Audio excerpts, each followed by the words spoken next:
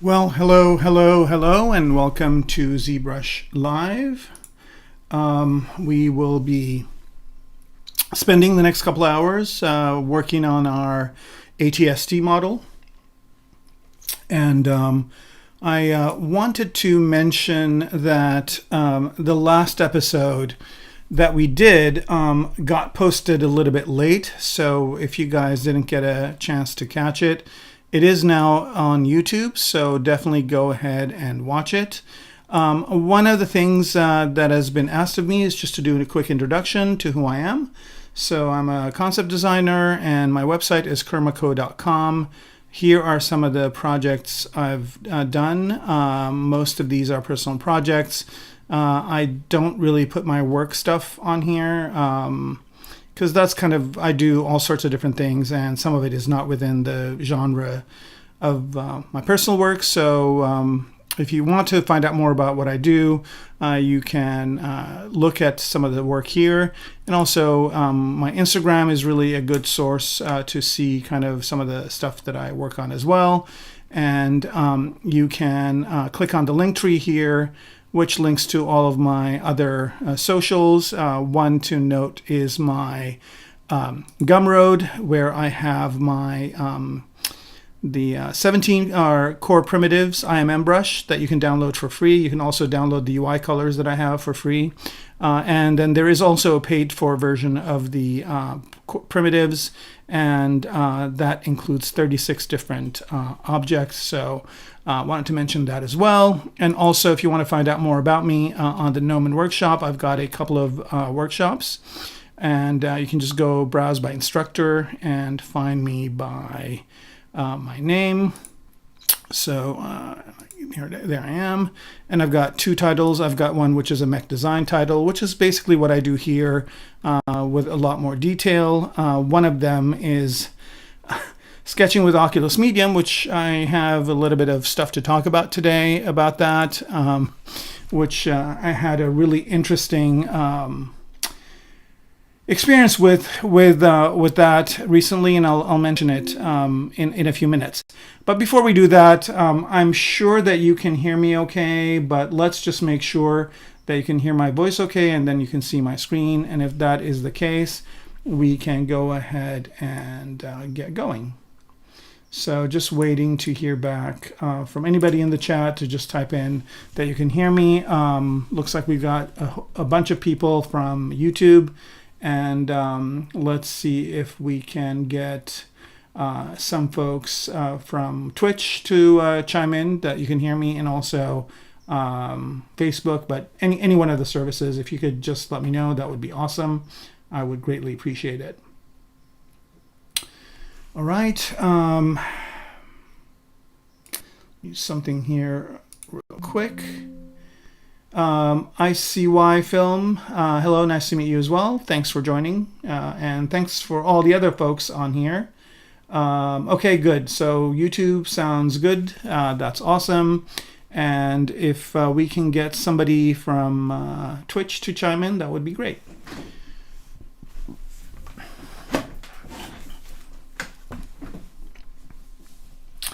I'm kind of assuming that it works fine, but it would be always good to make sure. Anyway, so we're still working on this ATST, just refining some of the aspects of it. I really didn't get that much of a chance to work on it. I've been really busy with work, and there's another project that I'm going to be starting on hopefully soon. So I don't know how much time I'm going to get to work on these off camera. But it's all good. So yeah, I'm still waiting for somebody from Twitch to chime in. Please let me know if you can hear me okay. That would make a huge difference, and we can get going. Here I'm doing a little bit of changes to this top part. I want to finish this, the box that the people are in, I guess, is...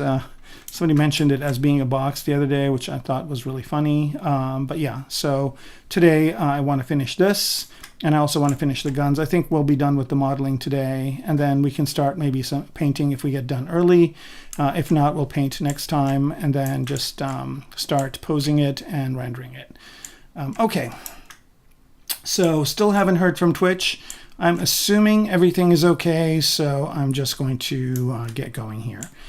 All right, so for this top part, I've got a few different parts, and let's expose it here so you can see.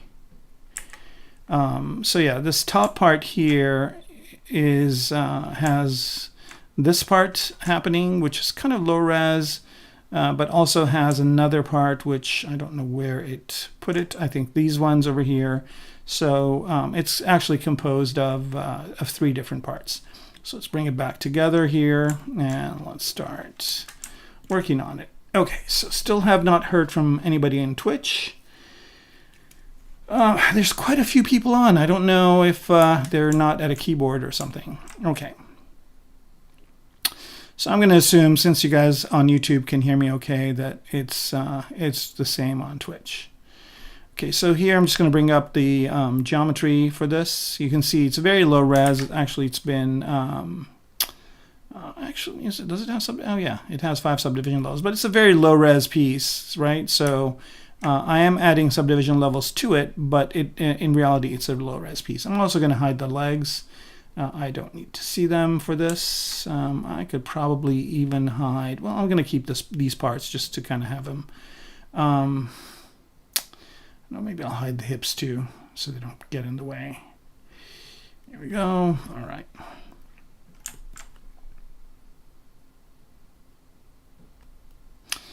All right. Still no chime in from Twitch. All right. So the thing I wanted to talk about is that I use Medium quite a bit, or I did use Medium quite a bit, and that's changed, and I'll let you know what's going on. So since I got my new machine, I hadn't really installed all the Oculus stuff on it yet. And getting excited by Apple's new Vision Pro, or whatever they're calling it,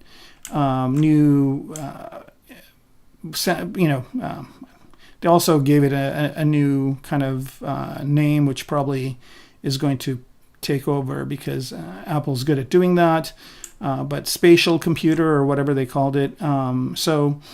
Anyway, I watched that, and it was pretty interesting stuff. And I, for one, am very excited about the possibilities of what that can introduce. I think right now it's a consumption tool. So basically it's for people watching stuff and looking at stuff and whatnot. I don't think the computer in it is powerful enough to drive any kind of functional aspect of anything, just because it's got a small battery, basically a battery life of 2 hours, but it also has one of their M1 chips, or I don't know, one of their processors. So I don't know. I don't know if I'm going to be sculpting on it, something like that at some point in time, and that would be interesting to see if that is a thing. But anyway, I'm kind of excited about it. I'm excited that Apple's kind of put all its weight behind something like that, and I'm hoping that it is, it does live up to its promise.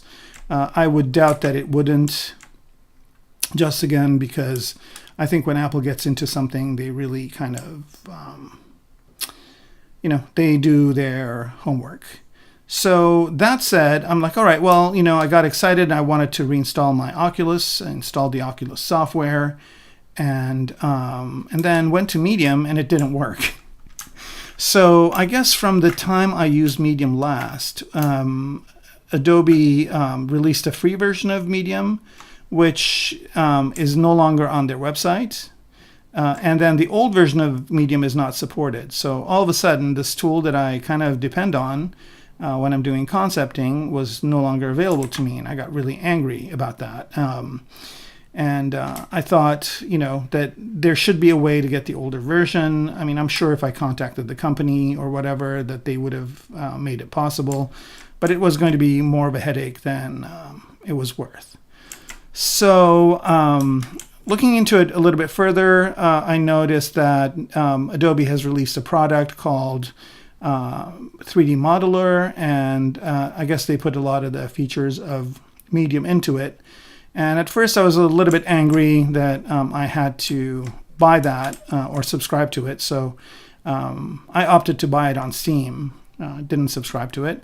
But I was kind of angry about the fact that I had to do that. But then after loading it up and using it, I saw that they had kind of eliminated some of the really frustrating things about Medium. Medium was kind of run by some kind of not so with it people. Like they didn't really understand what the needs were of us designers and sculptors, even though I told them many times that there are certain things that they need to do. They didn't kind of feel like they wanted to listen. And now that they're under the Adobe banner, I think they are kind of, if they're dealing with businesses or whatever, they're kind of having to conform. And it's no longer kind of a pet toy of a company with a bigger thing, but it's actually its own thing, which is kind of promising. So I did spend some time playing around with it, and it was pleasant. Obviously, there's stuff that you can do on the PC. You don't have to jump into VR to do some of the things, but also the things that I do are in VR, and they're still there, and they work great. So luckily, I kind of can continue to do my rapid kind of concepting, the stuff that I show in my Gnomon video. I can still do that stuff. So okay.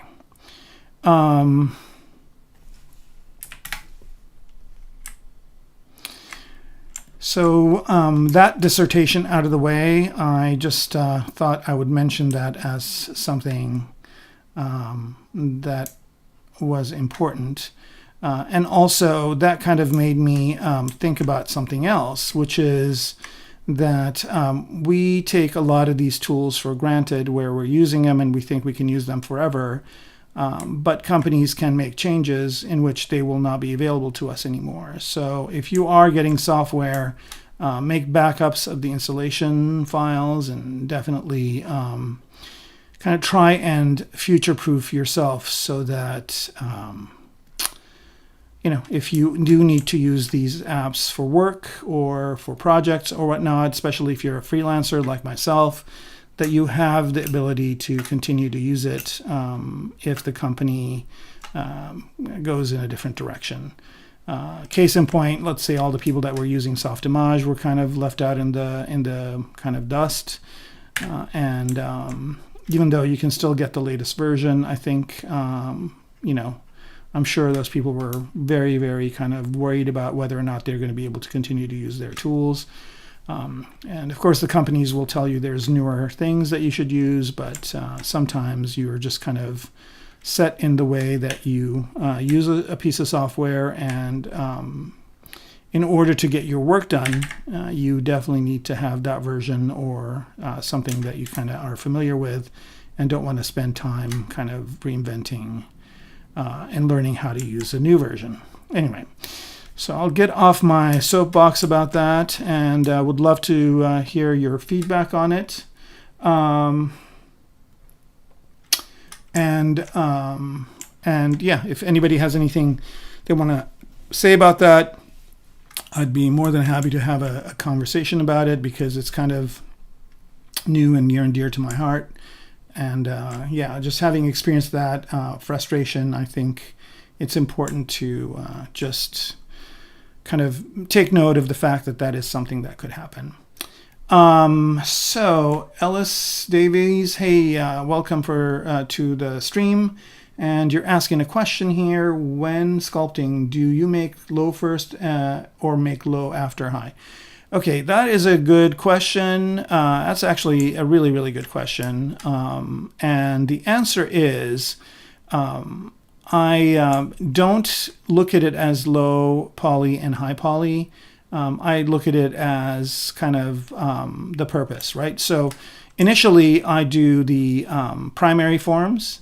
And the primary forms, I can do them either in low res or high res, it doesn't matter, but I definitely want to get the primary forms out first. So sometimes, I do my sculpts and they are pretty high res, and then I'll have to zero mesh them or retopo them and get the lower res version if I need to. So I guess the answer to your question is depends on the project, and most of the time I try to keep things as low poly as possible. I mean, here's a perfect example where I've got about 5 subdivision levels to this thing, and I'm working at the lower subdivision levels to get the form. So I'm basically doing working on the primary forms, and then when I'm done with that, I move on to the secondary forms and whatnot in the higher subdivision levels. So now I'm at subdivision level 3, and I'm kind of seeing a little bit of wobbliness here, and then I'll start kind of polishing it to kind of get a more of a planar surface on these things. And as I keep going up in subdivision level, I can start making things more and more kind of hard surfacey and planar. Hopefully that answers the question, and if it didn't, please let me know, and I can go into specifics and clarify anything that didn't make sense. All right.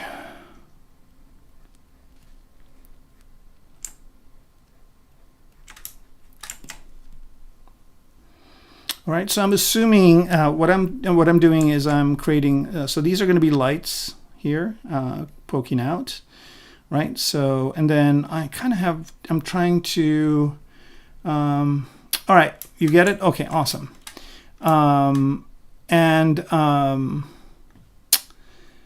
Yeah, I'm kind of trying to think maybe these are like missile launchers or something, or ion cannons, or it'd be cool to kind of have a couple of guns up here too, I think, in addition to the ones down here. So I haven't really made that decision yet. I kind of have a little notch in here, just kind of thinking about that. This thing will have rocket pods on one side, and we'll have kind of other types of sensors and guns on the other. So I don't know if we need even more guns, but stay tuned, I'll figure it out. Okay, so this is looking better. Let me go up in subdivision level. Hey, Relaxed, how's it going? Relax, what a great name. All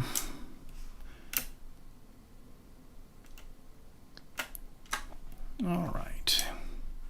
So you can see now I'm kind of slapping this down into a plane, just because I want it to be planar, and for that I'm using the clip curve brush, which is super, super useful for hard surface. You can just kind of angle these at angles that you like, and then just straighten out the planes.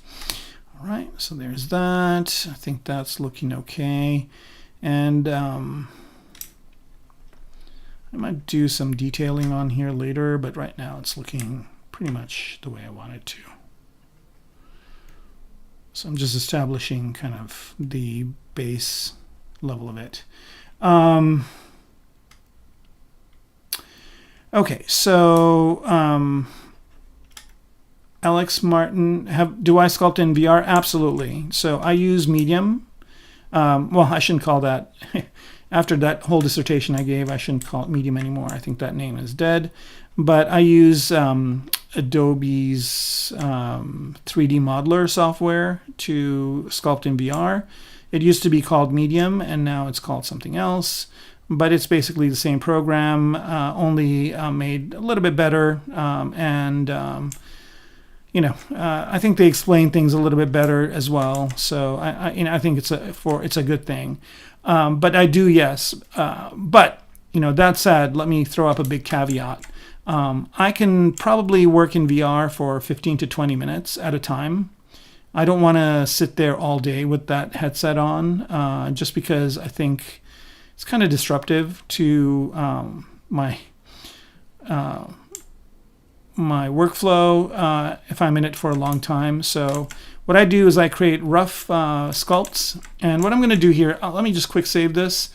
And so I'll load it back in. But I'll show you one that I just did and brought into ZBrush. So let me just open that up. And you guys can see it. So this is something that I, busted out in VR in like 10 minutes. So it's a very, very fast mech. It's kind of similar to what we're doing, but a little bit of a different one. And so again, something I did very quickly in VR, got the shapes the way I wanted them and everything, and then just brought it into ZBrush. And now I will detail it in here. But this was kind of my result from that kind of story that I just told about the whole session with the shift over from medium to let's see, let's go in here. I think this is the last one. Let's load that in. So yeah, sculpting in VR is fun. It definitely has certain capabilities that I like. However, what's going on with this? All right, let me just see here if this is, I need to just do a document refresh here. Bear with me for a second. All right, new document, no. And then draw it out. Let's change the background color to this. And then let's go to document and double it. Where are you, double? Here we go. Yes, control. And there it is, a half. Okay, so yeah, it is definitely a good thing to be able to sculpt in VR, but again, I can only spend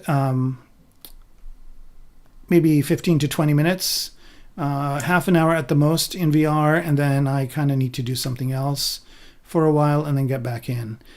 So that answers that question. The other thing you mentioned is, will ZBrush ever support some of the VR sculpting? And I don't know.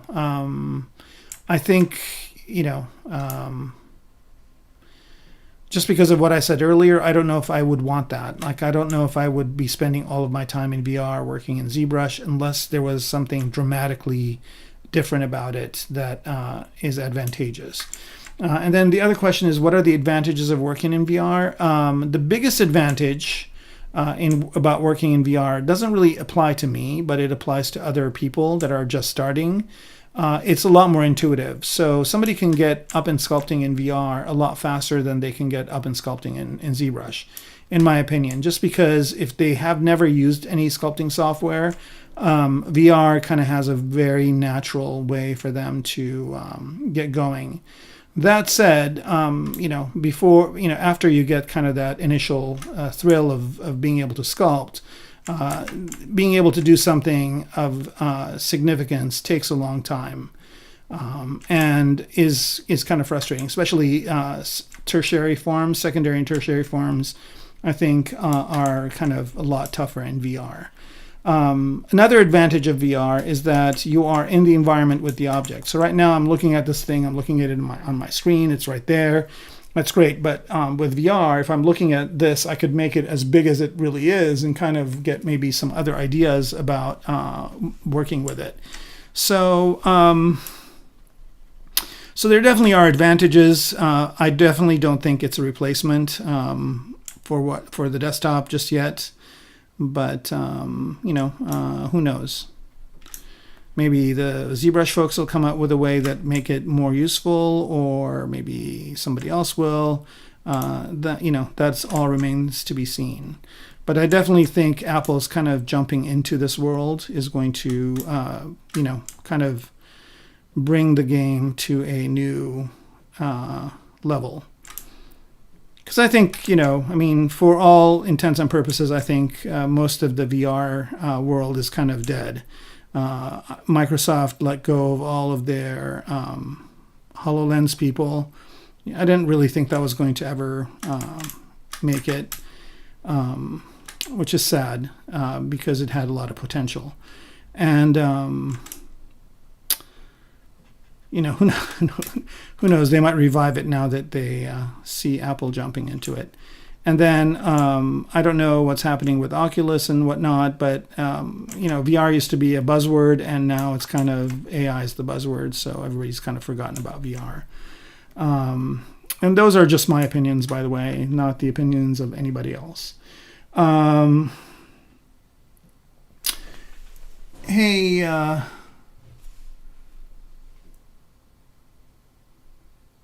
can't read your name because it's red on navy blue, so it's kind of like really Saito Cinnamon. That's an interesting name. Hi, hello back.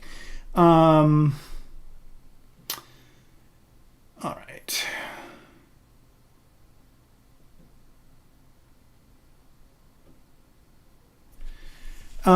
Do I have tips for secondary shapes? Well, I do have some tips, yeah. I think if you nail the primary form, if you nail the primary shape, I think you're well on the way. So, if you do that successfully, I think that is the hardest thing to do.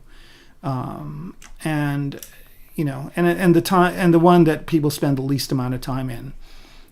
They spend very little time on primary forms, and then they complain about their models not being good, or them having difficulty working on it in the secondary and tertiary form modes.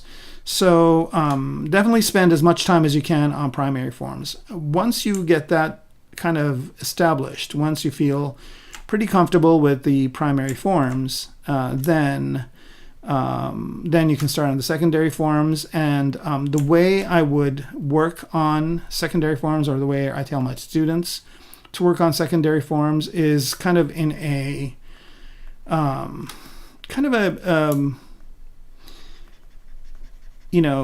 the greater is to the smaller. I think I forget how to say that exactly, but greater is to the something is to the whole as. Yeah, I've written it somewhere. I'll figure it out. But basically, what that means is that treat the secondary forms as primary forms of their own. Right? So like this is a primary form right now, and I'm kind of refining it into its secondary forms. So I kind of have this general shape, but there is one secondary form kind of established over here that I'm kind of getting out. And there will be other secondary forms that I will kind of start to pop out of this shape. Right? But I had the primary shape, and the primary shape works okay. I spent a good enough time to make sure that it fits okay with what's underneath it, which is this part right here, right? So, so once I get that established, then it's just about finding ways of breaking that down into smaller primary shapes, and those smaller primary shapes are actually the secondary shapes. So I hope that makes sense. I mean, if you watch what I'm doing, you kind of can see me putting what I'm saying into practice. Here I'm determining whether or not I want to cut this notch in, but I don't think I do. So I have to figure out a different way to kind of make this flow. And also, I don't really like this kind of part of this thing. So maybe I can give it a little bit of a shift as well. Looks like this thing is just one subdivision level. Let's see what the geo is on it. Oh, it's a Dynamesh model, even funkier. All right, I'm going to see if I can zero mesh this just to kind of get it into something more sensible that I can manipulate easier. How will you merge all the projects? Oh, I see what you're saying. So if I was to put this into a game, right, I wouldn't really have all of these pieces. It would all be one piece. So what I would do is I would combine all these. So I mean, here's a perfect example of how you would do that. You would take all this and combine it into one model, and then you would just UV it as one model, because there's no in a game engine you don't really need all these different pieces to be separate. You can have them all be together. So once you do that, then you basically project this stuff onto it and then just bake it into a normal map, or if you're going to use it in a movie or something, into some sort of a bump map, or not bump map, displacement map. So that's how I would do it. So basically, the way to merge these, like if I were to merge them, let's say this is all done and I wanted to merge it, I would go to, and again, some of these do have to be separate, like this tube thing here has to be a separate piece. So I'd minimize the geometry on that, but most of the other things could probably be merged together. So this top part, these hinges, all these things could be merged together. And then once they're merged together, you just basically can create low poly geometry on top of this. So you just retope it.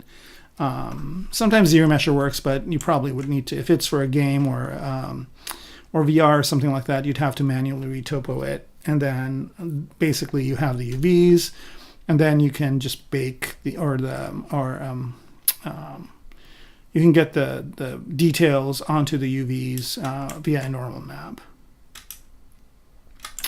And that's actually a question that I do get a lot, so I might do a tutorial on that at some point.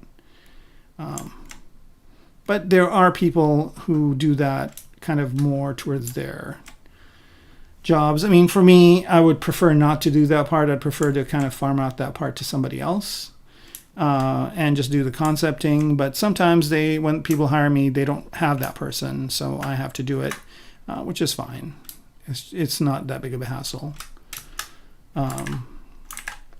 But I'm kind of more, I just want to stay more on the design side and the high res kind of model side, which, you know,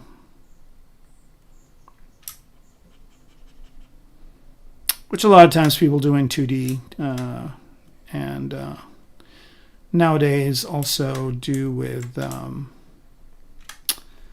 some of the AI stuff that's coming out. It's amazing how much of the AI stuff I'm starting to see everywhere. So for example, this app that I use for music on here is called Pretzel, and I'll show you guys that. It's kind of interesting.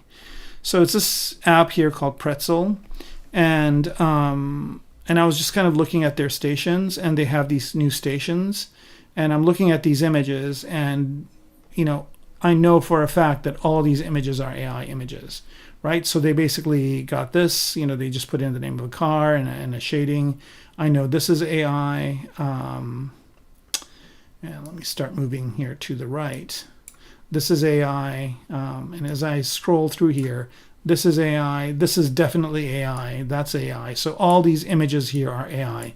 So this company had to hire a company or hire an artist to do these images, but they don't need to do that anymore. You know, they just basically go to Midjourney or whatever and type in a prompt, and it generates it for them. So I don't know if that's a good thing or a bad thing, but I am seeing a lot of stuff in AI. I'm seeing album covers being made by AI. So it's definitely kind of making a big splash. And so it's just one of those things where I don't know if it's establishing its own niche or if it's just going to be basically taking over a lot of existing artist positions. So, of course, artists are not happy because a lot of these things are based on artists' work, and it's going to be interesting to see how this thing settles up at some point. But that's a story for another day. Okay. Yeah, it is an ATST. That is correct. But any company must ask you for retop, not just sculpt. It depends. It depends on the company. It depends on the project. Sometimes they have internal people that do that stuff, and sometimes they ask me for it. It all depends. Like I said, I would prefer not to do that part because they could probably hire somebody to do it faster than me.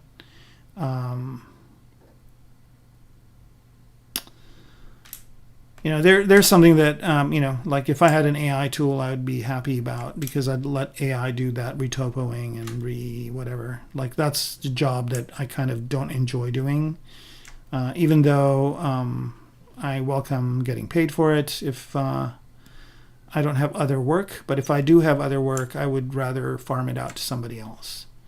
But yeah.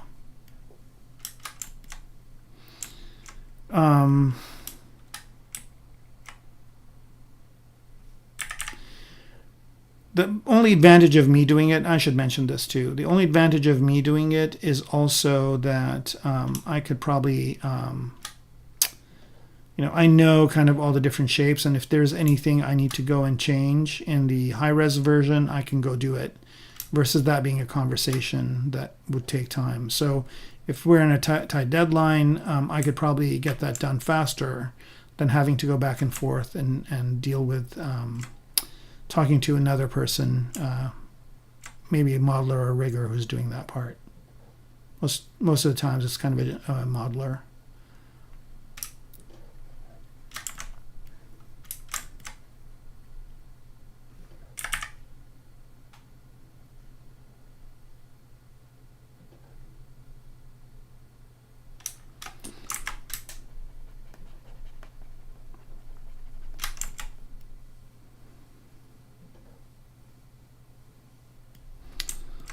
All right, I kind of feel like something needs to go over here in between these two. All right, look at this thing over here. Yeah, I don't know if I like this point that it's made over here, so I'm going to use the inflate brush to get it not to be so pointy.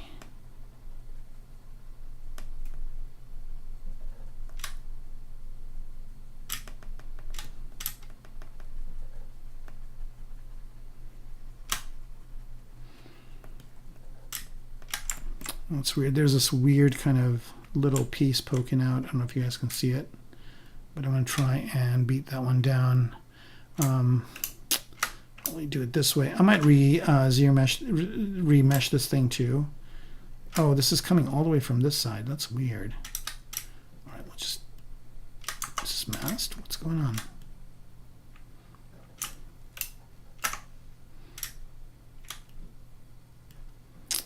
Yeah, I don't know what the deal is with this one vertex. It just kind of wants to do its own thing. Here we go.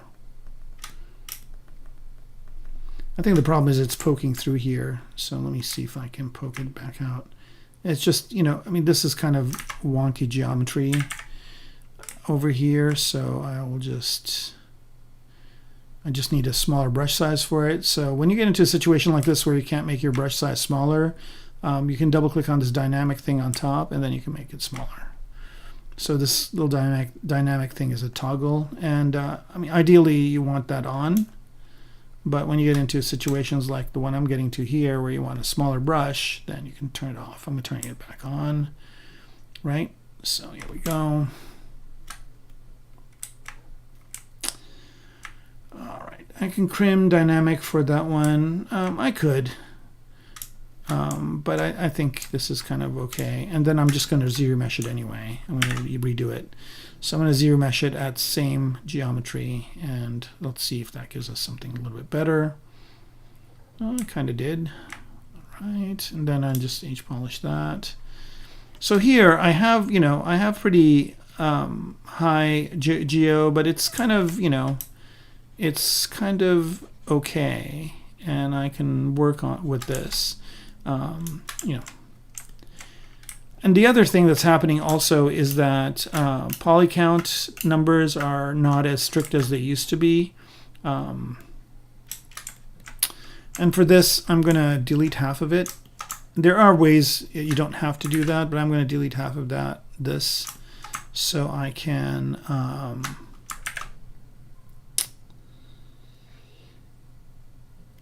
I don't run into the situation that I did earlier, because I want this to be tighter like that. And if I've got the mirror on the other side, it causes a bit of a issue. So I'll just do this and then mirror it over. Luckily, it's still, it doesn't have subdivision levels. So here we go. And let's see what that looks like with this. Yeah, I think I am going to put guns in here, so like the barrels will kind of be in here, kind of like an airplane. And then I'll have like something on the back over here. I think it'll look cool. It'll be a nice little addition to the ATST look. All right, let's go back to here. I should save soon because I've done a bit of work. And here I'm just pushing this part in more. Get enough of a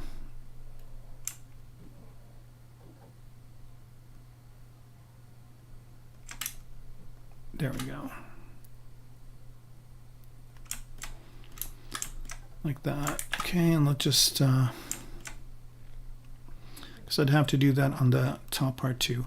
Okay, so I think the inflate brush would be a good one for this, and I'm just going to inflate inwards.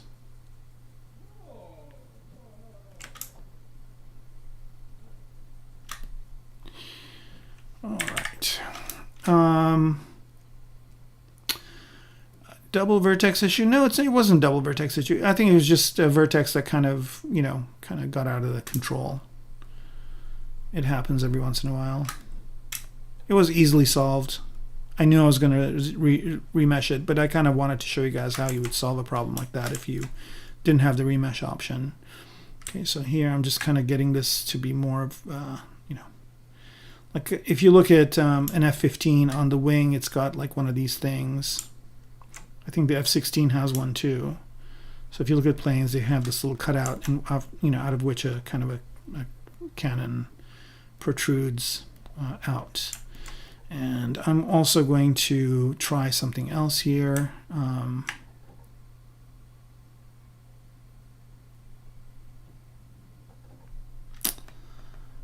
And do this.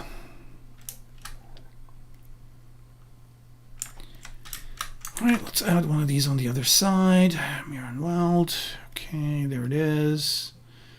And yeah, I think that looks okay. And then let's just put some gun barrels on here. I'm just going to take these ones here and duplicate them.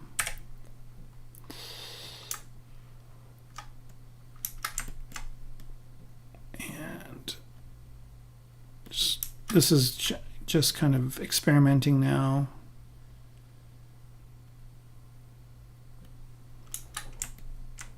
What if these were put in here at an angle?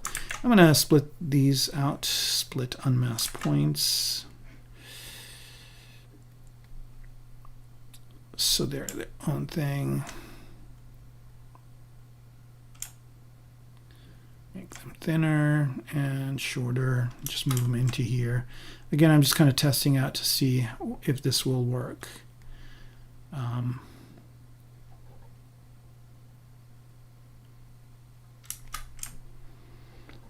Because I think it'll be cool to have a couple of lasers up top too, over here. They could be ion cannons or something else. So here I'm just kind of testing it out.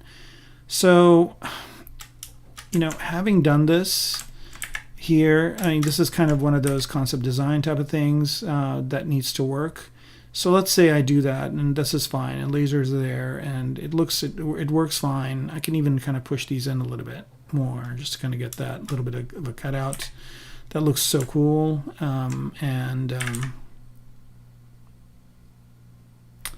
Like so. Even loop that up with here, like that. So that works, and then push this part in more so the gun barrel kind of has its way of shooting out. Okay, that kind of looks cool. However, I think I can angle these a little bit more down. But there has to be a whole gun assembly that has to go on top of it, right? And this is kind of a laser. It's not really a gun either. But there has to be something here that kind of supports it. So I'm going to get this kind of more at a, let's see if I can get it at an angle like that. Okay, so I need to get a couple of things to kind of put up here to support that. And I'm liking this design choice. This is kind of completely unexpected, but I'm actually liking it a lot. And I'm just going to mirror and weld this one more time. I don't think I had symmetry on, so I'm just going to mirror and weld it again so I get the same thing on both sides. And let's turn symmetry on for this guy. And there we go. That's kind of a cool little, addition where it just has a couple other things here. But this whole gun assembly isn't showing up over here. So let's go see if I can find a kit bash part to put up there. That would be kind of a ammo drum or something that basically is the back part of that gun. So I've got a bunch of interesting parts here that could do that. I think this might do it.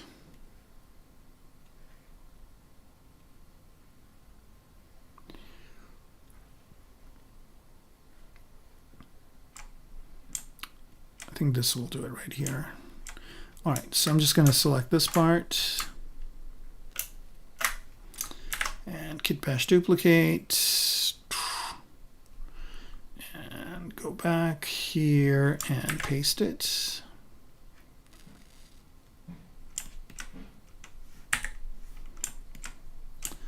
There it is, and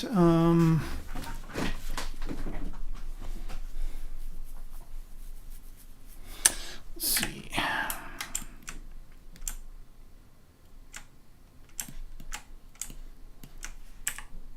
It's way back here, that's fine. Just bring it over, rotate it like so, and put it up here in a bigger size. And let's just say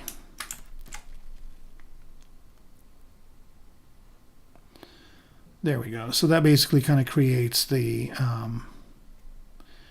shape that makes us believe that there is more to this thing.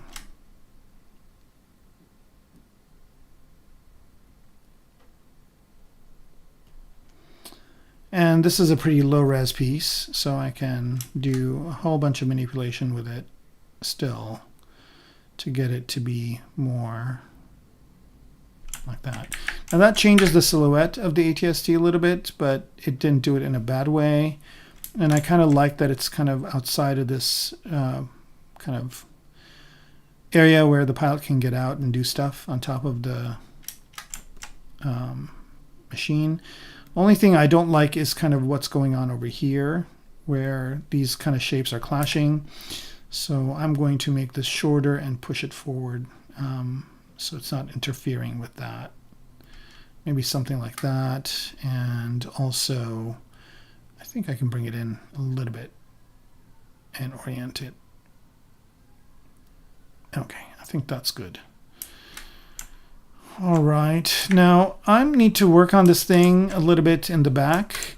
Now, I kind of don't like this up protruding out, so I can do this to it, but I want to do it symmetrically. So I'm going to use some of the cool new feature in ZBrush where it basically will do the mirroring around the gizmo. So if I just do this, it doesn't work, but if I say local symmetry, it will. Oops, didn't want to do that, but I want to do this. And that didn't work either because I think I have to do one other thing, which is turn dynamic off, and hopefully this will be it. Yep. Okay, so this is such a cool capability, and this is unique to 2023.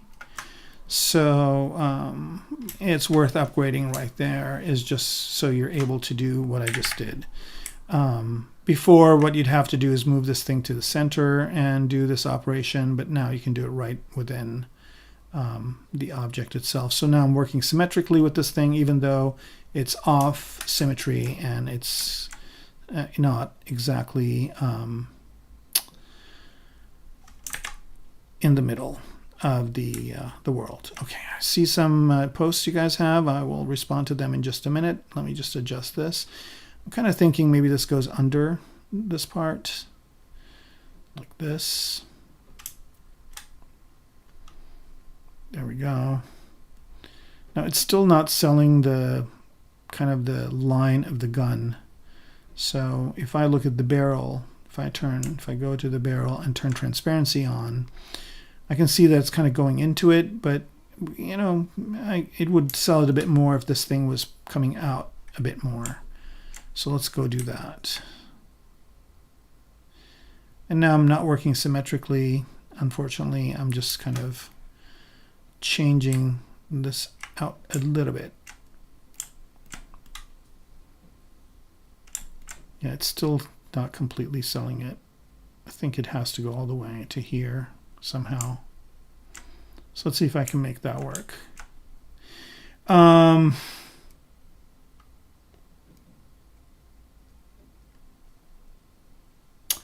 Wicked Designs, you're working on what for 2 years?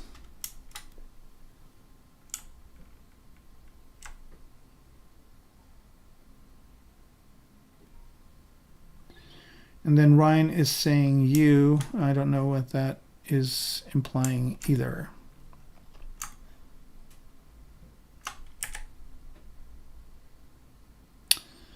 Okay, here we go. Just moving this a little bit over like that, I think sells it more. Let's turn transparency off, see how that works. And then also let's pop one of these on the other side. See if, oops. Yeah, see, I need to turn local off and then weld. So it's kind of interesting. It created like these horns for the ATST. I don't know if I fully like that, but let's see if we can kind of incorporate this design into the ATST design. So there's that, and then maybe not have these things be so high. I think that'll help. And then it created this little vacuum area over here, which I don't really appreciate. So let's see if that's something that I could change as well.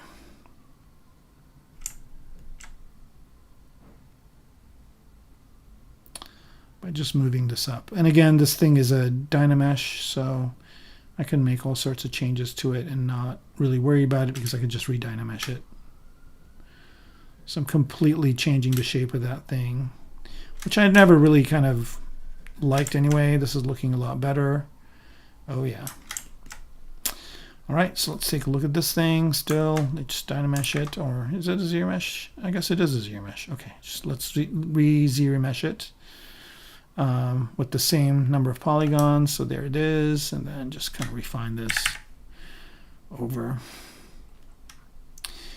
All right, we got quite a few people. Thank you everybody for joining, and for those of you that are not going to stay, remember that this video will be available on YouTube for you to watch after the fact, and it'll be there for, you know, as long as YouTube keeps videos on, or Maxon has them on there. So yeah.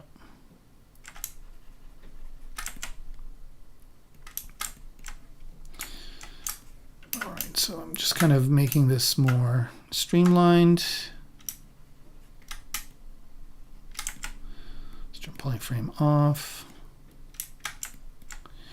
Yeah, that's kind of an interesting aspect to the ATST. I don't know, should I take this up? Here we go. We got another one of those weird kind of vertex situations. I think it's because with Move I've got AccuCurve on, so it's kind of moving things to a point. But here, I'll just zero mesh it again.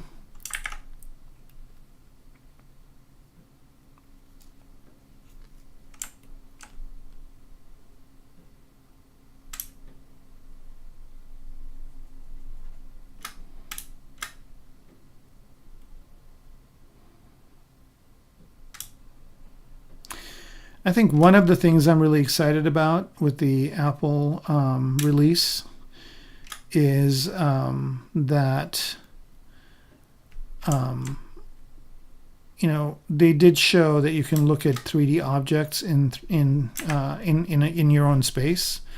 But again, that's going to be game asset like. So I don't think you're going to be able to load a multi-million polygon object and be able to view it. The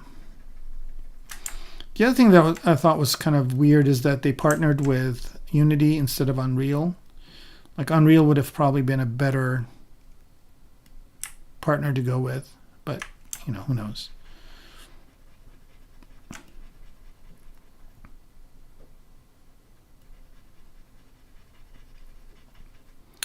Maybe Unity is more conducive to kind of the things that they want to do. Yeah, but Unreal 5 can now load in massive geometry, which I don't think Unity can do yet, but I don't know. Maybe it can. If anybody knows, let me know.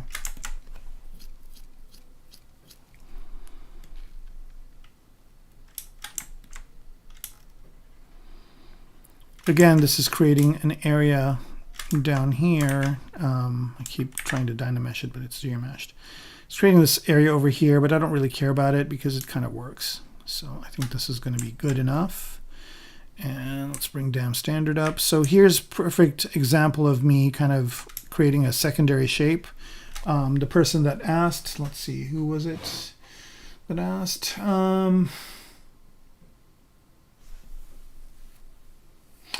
Yeah, Oliver, I think, asked. Oliver Trudell asked about that. So yeah, here it is. Right, so this is a secondary shape, but I'm treating it as its own primary shape. So I'm just treating it as its own kind of object, but it's a secondary shape that adds to the overall feel of the ATSD. All right, so this top part here is empty now, and I'm going to add some grills or something like that to it. So I will do that in a little bit, but I just want to move on to another section. So one of the things that I did towards the end of my stream last time is create these like cloth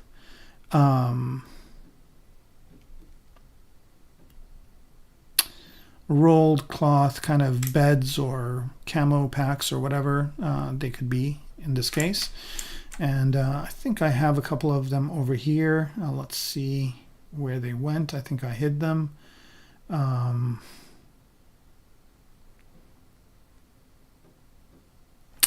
Here we go. So let me go to those. I think I'm going to put those maybe not over there, but on the side like this.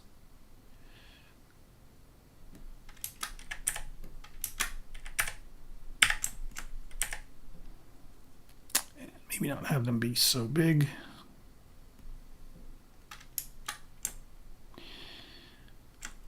Let's see. What's the orientation of these things? Okay, good. It's kind of towards the center. There we go. That'll make it easier to just put them where I need them to go, which is kind of maybe over here. And I'm thinking maybe they squish these towards the thing, right? So I can easily do that myself as well. Actually, I'm going to do this even a cooler way. Now, I don't know. I'm going to make these rings are going to be masked. So let me just go to this thing solo. And I'm going to select these parts. Okay. And invert that. Mask these things. So I'm not going to be changing those at all. And then bring everything back. And what I want to do is I want to actually smash these towards the hull here. I think I kind of moved a little bit. No, I think that's good placement. Nope. I'm going to move these to kind of where their final destination is going to be, which is kind of here, looks better. Like about there. and maybe further out. All right, so now back to doing the thing that I did before, which is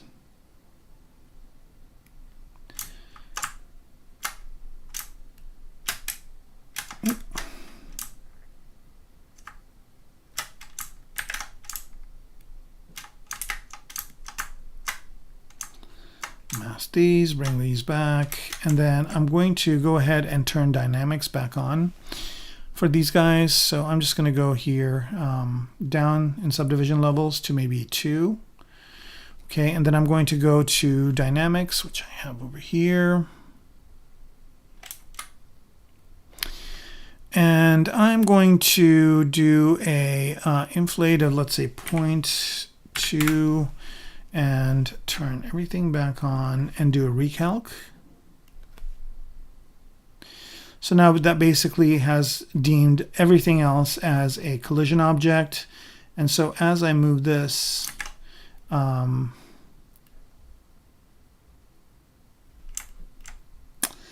all right, one more thing I got to do. And sorry about that. I should have done that too. I just need to turn it in so it's kind of aligned with this better. All right, one more time.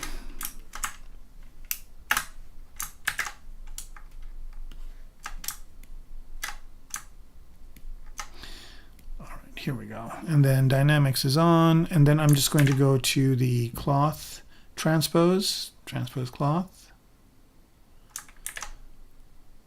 I do have 2 transpose cloths here. I need to make a change. All right, so you see what just happened is it just kind of squished these parts against that part of the hull, and I can just go ahead and smooth these out. And now it's kind of like, you know, it's been placed over there. And I can just position these. And I'm going to turn off the, I'm going to go back to the regular transpose. And push these in a bit.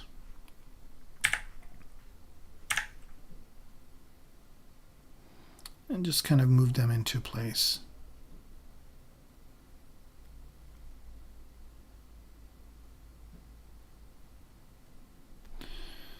All right. Yeah, it did a job on this inside part. But it's okay. So, you know, to get rid of this kind of situation where things are going into each other, you can always use the inflate to just kind of, actually nobody cares because nobody's going to see this, so I'm just going to smooth the crap out of it. Like so. Okay, and yeah, the outside part is what matters, and I'm just going to go up in subdivision level, do this, and hopefully that is close enough to this where a lot of that stuff's not really going to matter. Okay, and if I want to even tweak this a little bit more, I can just go back into maybe using some dynamics brushes, and let's go to cloth pull and maybe push and pull these things a little bit more so I get a little bit better effect.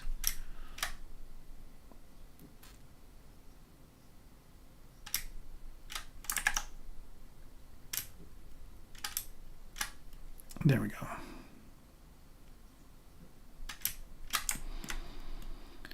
All right, so I've got one of those, and if I want a whole other one, I can just control drag. Oh, I can't control drag because it has multiple subdivision levels. All right, well, then I can do it a different way. Go back to here, and I'm just going to rotate this a little bit this way.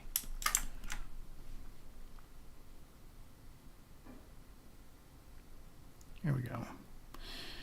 Okay, good. You know, I haven't done a quick save for a while, so I'm going to do one of those and get a swig of tea.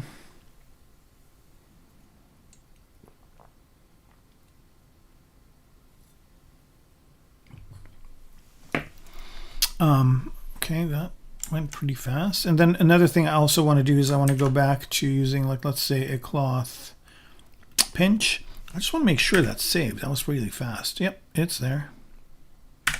Okay. And I'm just going to go ahead and do a little bit of a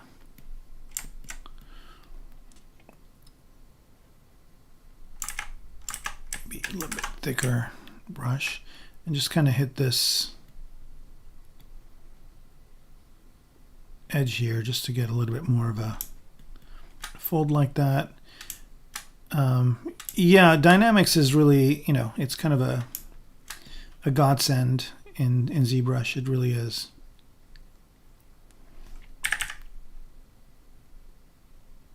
I pretty much lost it when I first saw it. It was just such a cool capability to have. Okay, so there's that kind of folded up on the side there, and it's kind of creating an interesting silhouette. I'm going to do another one of these, but it's going to be a little bit different over down below, which is going to be like a pouch of some sort.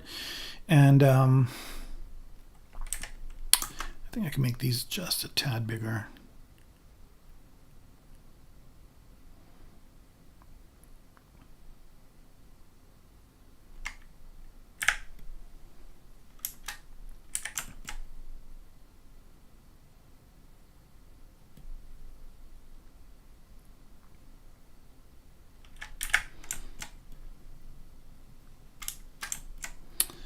And I think I can, so here I'm going to do something else, which is turn topological on, because I want to pull these pieces out without pulling the metal part out. So then it just basically concentrates on the part of the geometry that you're clicking on with your brush. So I'm just basically moving the inside part without moving the rings themselves, which I don't want to do. Okay, so that kind of pushes this in more this way. Yeah.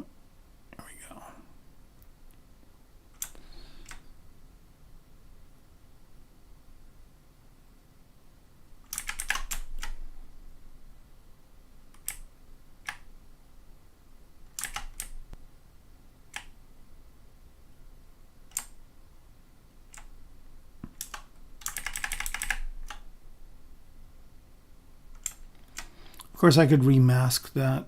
If I really wanted to work a little bit more precisely, I could remask the rings and then do this with that, but this is working fine. Okay. All right, now the other pack I want to do is going to go over here. So I'm just going to do this in a completely different way. So I'm going to say, okay, I'm just masking the area where I want that other pack to go. So let's say there'll be another thing that's going to go over here. So I'm just basically just masking that area.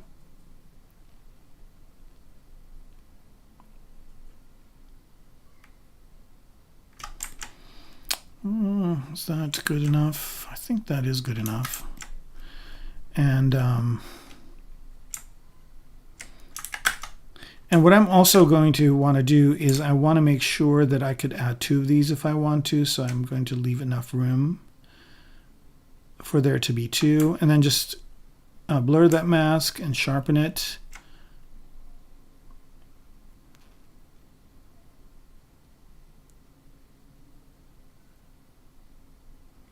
Sharpen it again.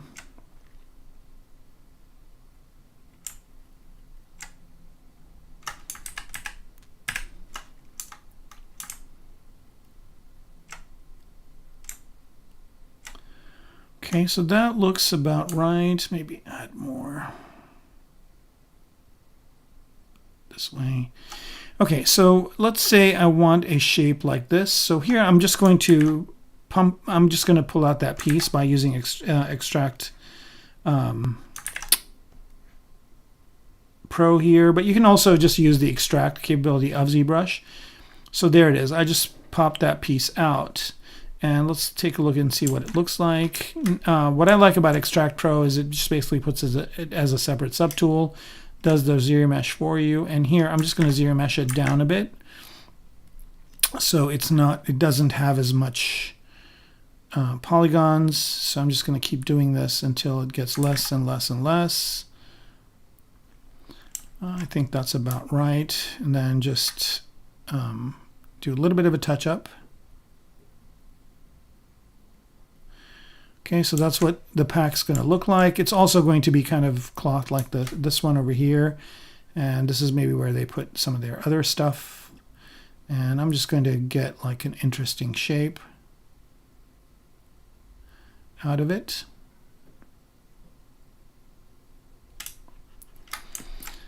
And I'm just going to use the clip brushes here to just kind of get these to be more straight. Like that. That is good. Okay, one more zero mesh here. All right, good. Now, next thing I want to do is give this thing some thickness. I'm going to go to dynamic here. No subdivisions, but definitely some thickness. And choose a good thickness for it, like maybe about there. It's a bit too much. And I don't know if this is going in both directions or just one. Let's find out. Well, anyway, I'm just going to apply this. It's good enough. Actually, before I apply it, I'm going to do one other thing. Even before I give it some thickness, I'm going to put some edge loops around it just because it'll make life easier for me later. So to do that, I'm just going to use the Z-modeler brush. And I'm just going to go in here and do an extrude and mesh border. And that's just basically going to put a nice edge loop on it, around it like that. And for good measure, I'll do one more. That's good. And so now I can just kind of work in this inner geometry and have a nice edge loop that goes around it, and then just go ahead and extrude that out with dynamic. Give it the thickness, a little bit more. I think that's good enough. And also I want to add some segments, maybe 4. Is 4 too many? I think 4 is good. Okay, so that, did I add 4? Okay, I'm just going to accept this thing. Apply it, okay, and that's good enough. Okay, and what I want to do is create a flap in the front. So I'm just going to select some of these polygons here, and I'm just using the Alt key to just paint out where I want that flap to be. And let's say it's going to be this part right here. Let's go more about that, and then I'm just going to Q-mesh that part out. Q-mesh like that. All right, so that's good enough. And I'm just going to see what dynamic subdiv. Actually, that kind of looks good, bulky like that, but no, I don't want a thickness now. Oops. So let's bring that down, but I do want some smooth subdivision levels. See what I get. That's good. All right.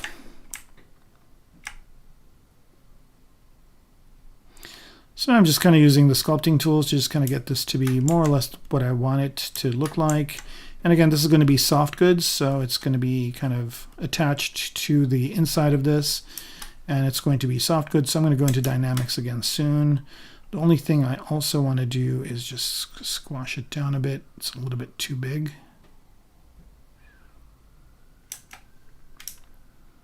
And hit it with this smooth a bit. That's good. Okay, so now I'm just going to go ahead and apply these subdivision levels. So now I've got 3 subdivision levels on this thing. And then I'm just going to do the exact same thing with pushing and pulling on this thing with dynamics. So I'm just going to go ahead and do another recalc, but here I'm going to put this at 0.1.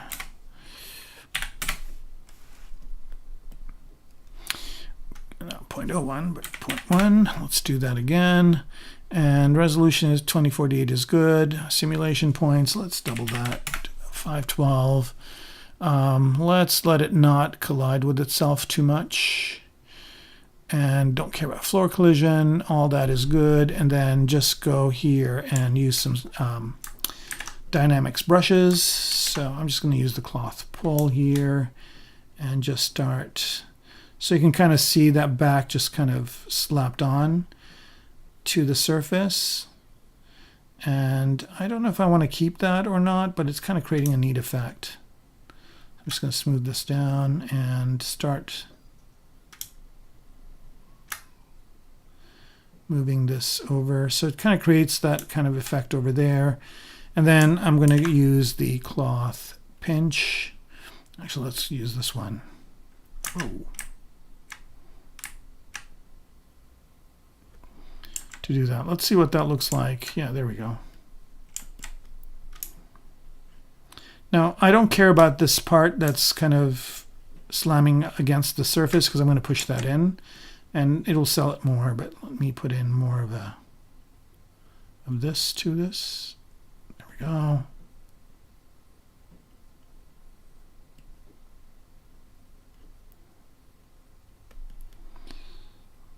And I'm just kind of, playing around right now, see if I can get some good shapes, but I think I need to go back to cloth pull, maybe cloth nudge even.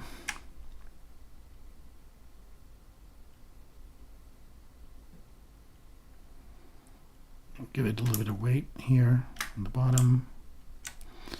And just go to Damien Standard, clean this up a bit, add a little bit more protrusion. I could add a couple of buckles in there, that'll sell that more. Now I can just go to the move tool here and go to one of these, and again, if I just push it in just a little bit, that lip goes away and that looks more like it just belongs into that surface.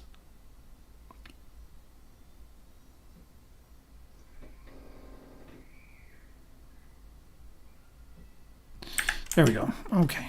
All right. And I was kind of considering to see if I could add 2 of these. Let's see what 2 of them will look like. Okay, it's giving me that my multiple subdivision levels.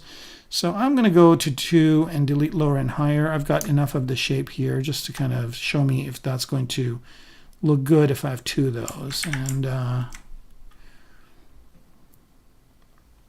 think it's a bit too much. So we'll stick with 1. And then also another thing I wanted to consider doing, and I can still do it, is what if this thing was longer? I think that's actually pretty cool. All right, I'm just going to zero mesh this thing at the same number of polys, maybe double. Okay, all right, that's good. I'm just going to do this kind of thing on top just to straighten it out. Okay, that's good enough. And then I'm just going to do a little bit of sculpting on it. So I'm going to add 1 more subdivision level. And I think I'm going to do 1 more subdivision level, but without having smooth on. So it retains a little bit of this shape underneath. And then just cut in a little bit with Damien Standard.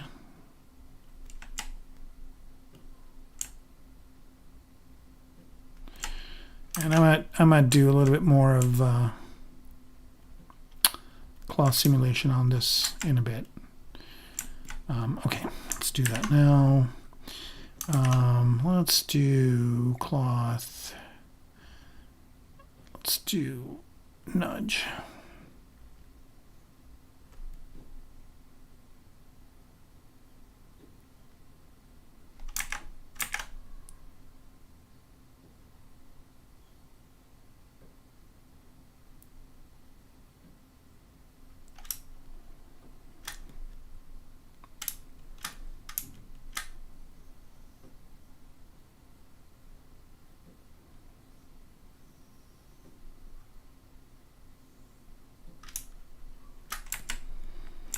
There.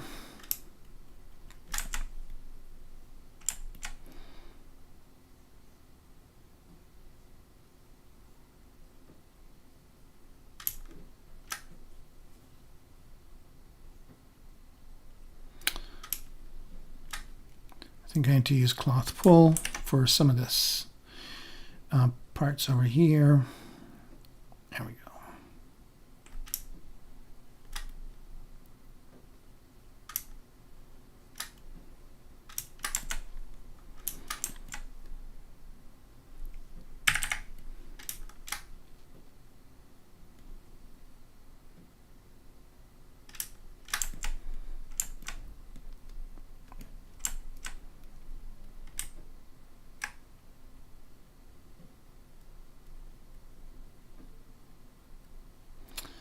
I'm just creating more of a indentation here. So it kind of sells that this thing is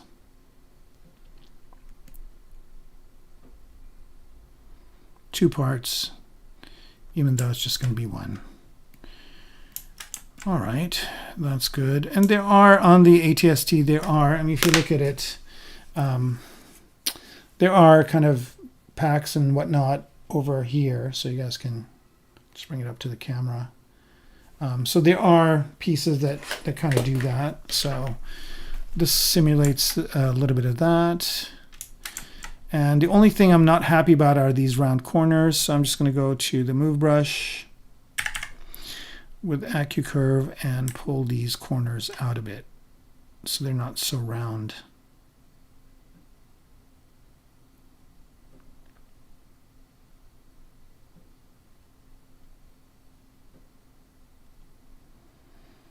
The top part roundness is okay, just the bottom part is kind of a little bit too much.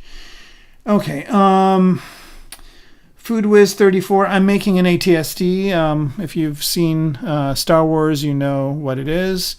But if you need a reminder, it's just basically this scout mech that's been in most of the Star Wars movies. I think introduced in the second one, and it was an Endor battle, and it was redone for the new series as well. So that's what I'm doing. And Irene, you're asking where the topological button is. So a good thing to do is if you hold Control on anything, it tells you. So it's under Brush, so under the Brush menu, right? And it's under Auto Masking. So where is Auto Masking? Auto Masking, and it's down here, Topological. And it's super, super useful. There is a Move Topological brush that you can use, right? That basically does that for you, but I like having it here because I use it with a lot of other brushes as well, not just the Move brush. All right. All right, so let's, I think that's kind of done. Again, a couple of buckles will really sell these things a lot more.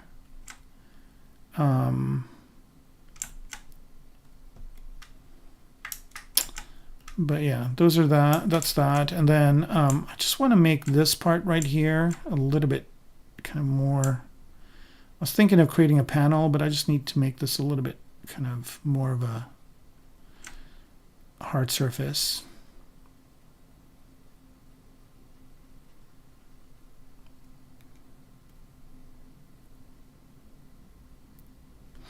This inside part is still kind of one big, I'll show it to you. It's just this one big blob. So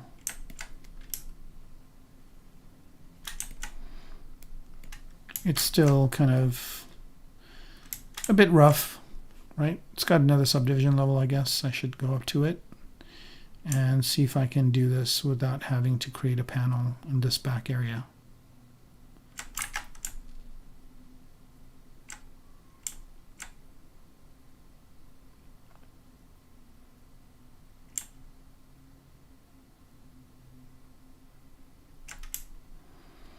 I could probably use the pinch brush to get this to work better. So you see kind of what this is doing over here.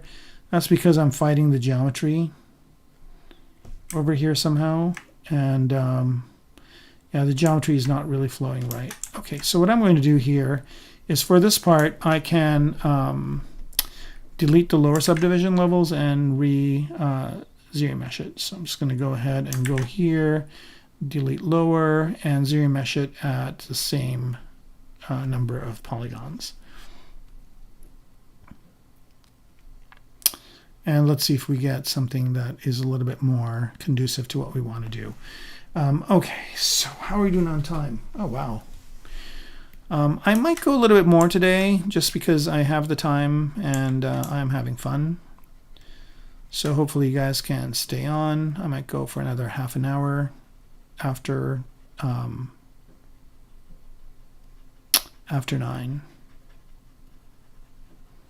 So as I want to get further along on this, and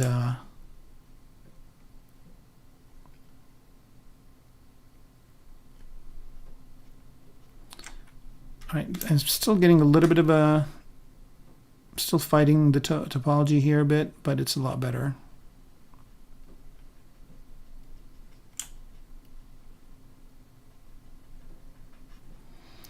Just kind of getting that surface to work. All right, let me just see what it looks like. So it's just the surface right here, and I'm going to use another technique to get it to where I want it to be. So I'm just masking that area.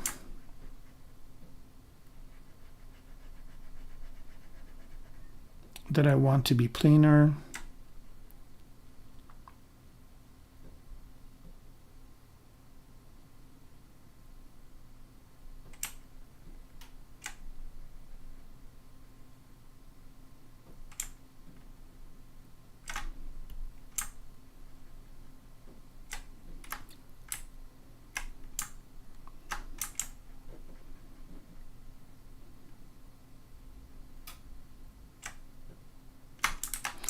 This edge right here, or this corner right here, is going to be problematic, so I'm zooming in, making a smaller brush size, just doing it a little bit finer. What I want to do is whenever I'm masking, I want all that to be planar. So I'm just creating a mask that I'm going to invert soon, and then make all that into a plane. Okay, so I'm going to invert the mask, and then go to the Move tool. Right, and then just place this where I want that to be. So notice here I can just work on that part, but if I do the scaling, and I'm going to do that, is symmetry on? It is, but I'm going to do that with local symmetry, and I don't think I need dynamic on, and see, that makes it planar. And then I'm just going to rotate it at the angle I want it to be, and that creates that plane. I can just hit the edges a little bit with the smooth right now, and then remove the mask, and then just incorporate it. So that basically just made that into more of a straight face, even though I don't have that corner here, but I can always put those corners in with the Damien standard. So I can just click here, and that's what this is going to do, but I'm going to increase my lazy radius. And I'm going to go negative. There's that edge. There's that one. Oops.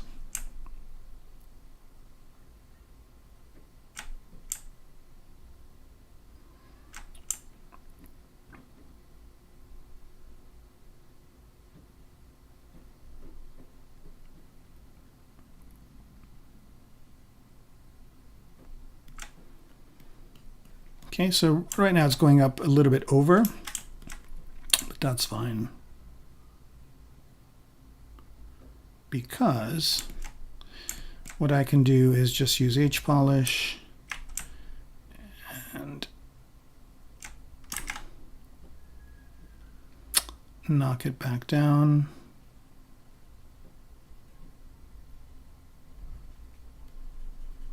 So it's more planar. Okay, so now I've got something that looks more like a panel over here. And if we bring everything back, it looks a little bit more like it's supposed to.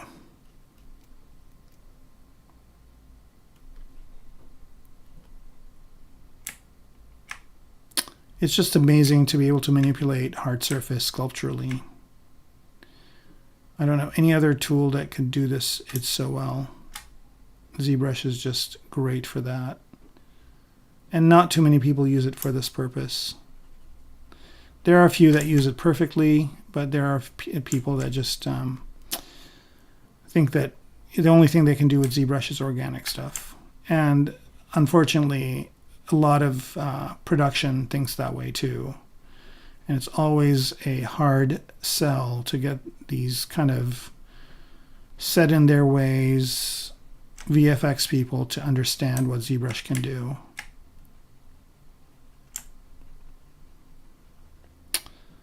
I've had many battles with folks that just don't get it.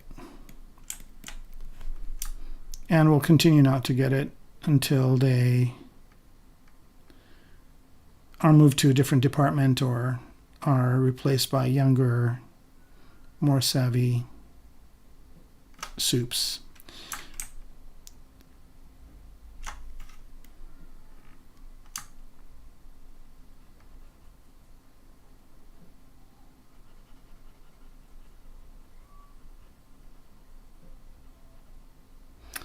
One always thinks that VFX supervisors are people that have risen to their post because they've done all the things below, that they are going to supervise, but it's not always the case. Sometimes it's people that have not been able to do stuff and they've just been promoted to those positions because, I don't know, because it's what they maybe could do.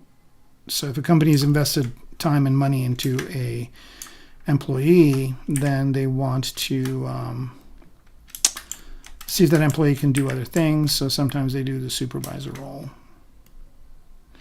And most of the time they're great and they're amazing, but every once in a while you get one that just, doesn't get it.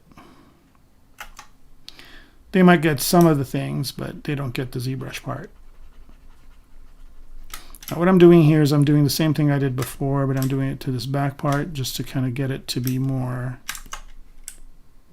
straight and not curved, so that when these parts come in,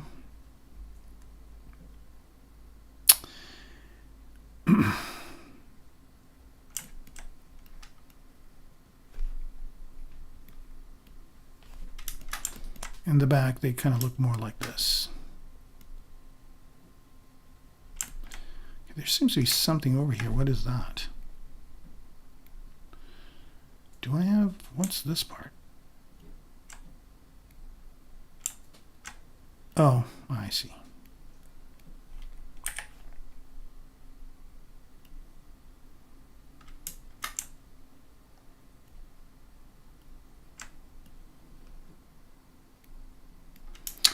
Okay, so that's what's happening. This is two different parts. I'm going to separate them out. A split hidden.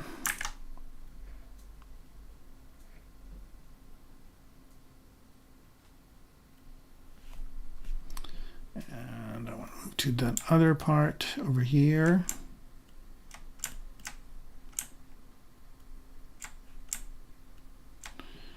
And this is the thing over here. The inside part is the depth of this. So I just need to make it a little bit deeper. And that fixes that issue. Okay. All right, so there's that. And is the angle okay? It's fine. And these two are the same part. They're just separated out. And this one, I think, needs to be pushed in this way a bit more, and then I just need to figure out how to do this part right here.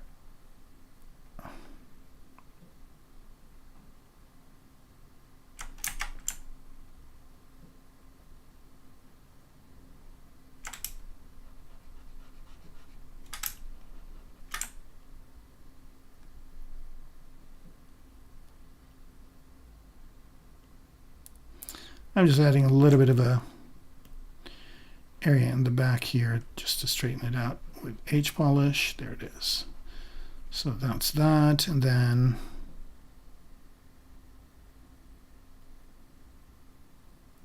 kind of liked what was there before, so I'm just going to try and get it back.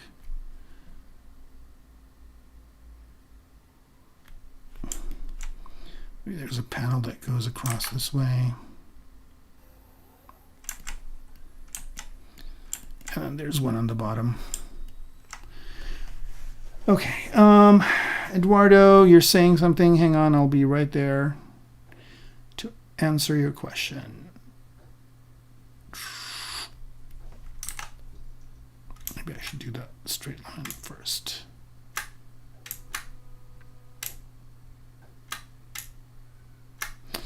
All right. I've always struggled with robots and mechs. Do you think that sculpting them organically at first and then cleaning them up shape is a good workflow? Absolutely. Yes. For me, it is. I usually just start out kind of.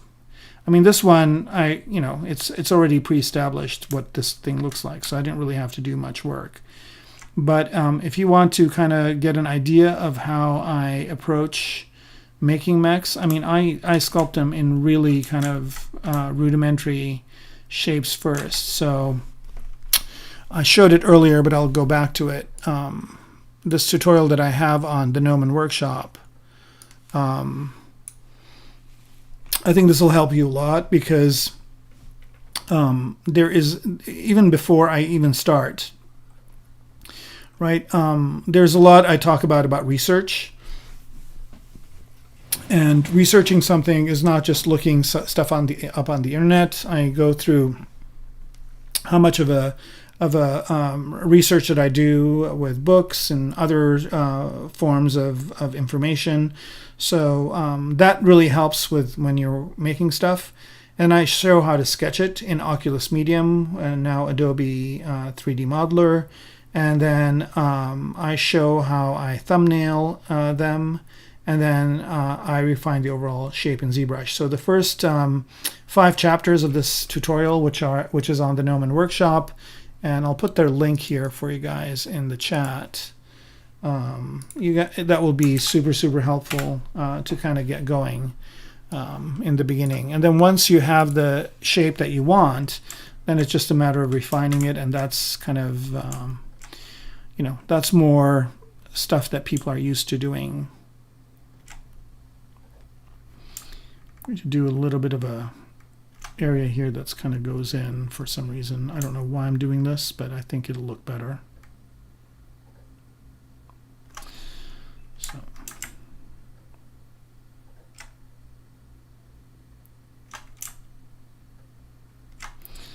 something like that.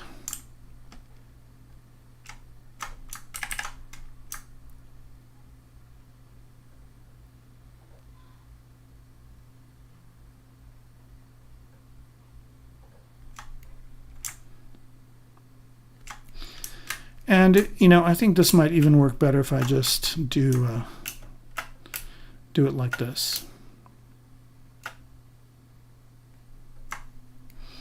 There, invert that and just push that in.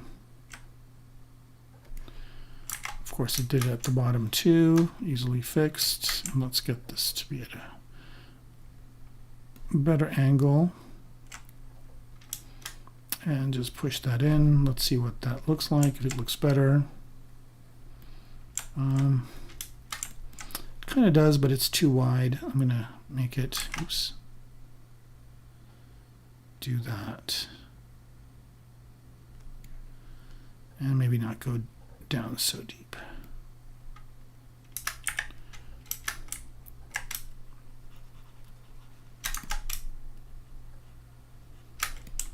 Yeah, I think that kind of, I don't know. It's not even noticeable, but that's fine. All right, there's that. I'm going to zero mesh this thing again at the same. I'm actually going to double it. No, let's just do same. Let's see if it gives me something a little bit better.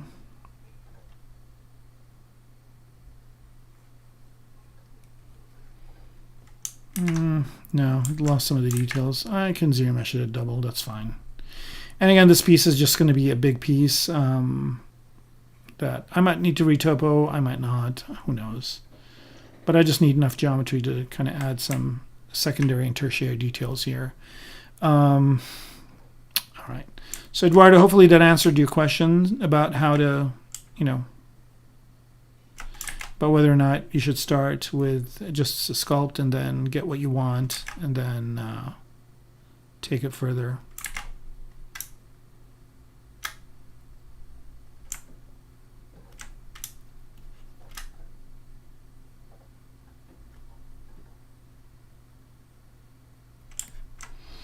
And right now, the geometry is a little bit more than I'd like it. It's 281,000 polys, but it's good for just kind of establishing these shapes, which I can later refine.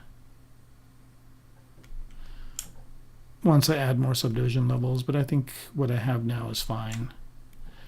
Okay.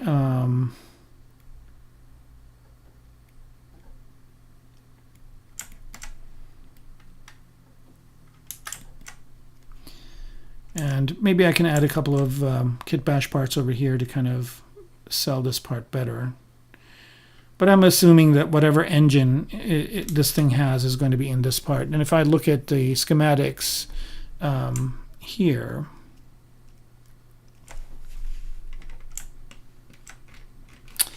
I can see that that's exactly what's happening. Like there's this back part, and that's where the engine is. So they're basically sitting behind the engine. There seems to be like this other part over here, which I'm not going to do. But yeah, there's a big engine right behind them, and there's probably another engine down below here. So it's always kind of good to see how these people have, the schematics people have kind of figured out how to do that inside part.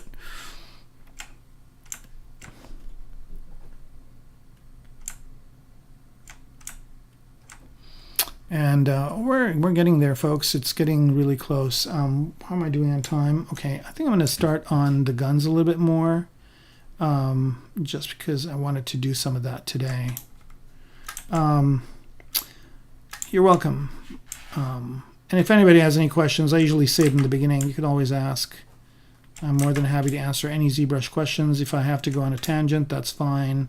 But part of this is just to make sure that the community is getting the information that it needs.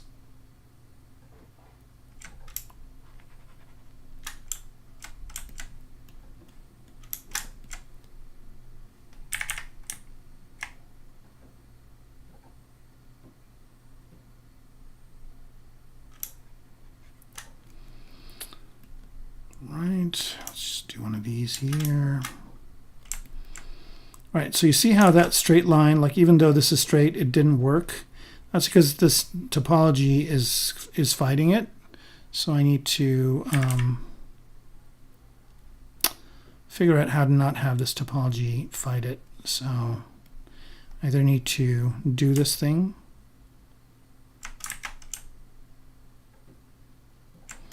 and then I'm just going to zero mesh it one more time at the same subdivision levels, and hopefully I'll get that topology to flow right. Let's see. It's better.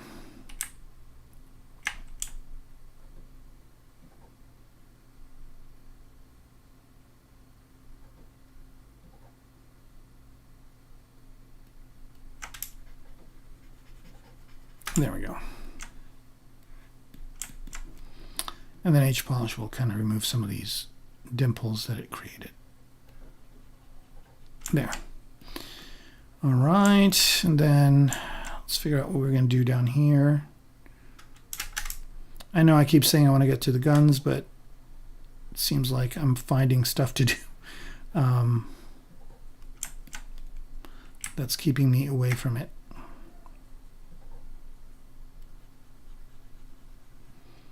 I'm just trying to establish some hard surface forms down here. And this is something I'm considering 3D printing.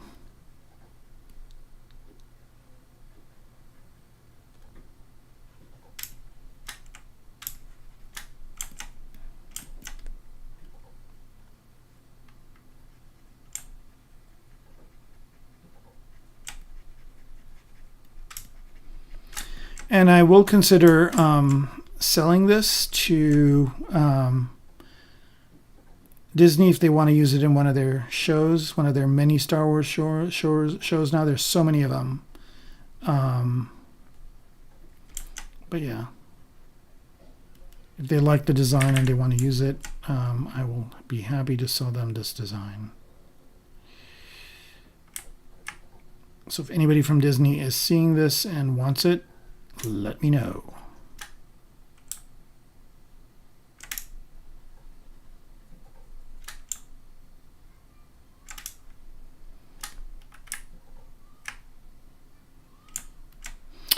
Yeah, there's so many shows now. Ahsoka is going to start in August, I think. And There's all the cartoon stuff. There's Bad Batch. There's Clone Wars. I don't think they're doing any more Clone Wars, though. There's Bad Batch. There's Tales of the Jedi, which I just watched, which was really good. I totally missed that one. And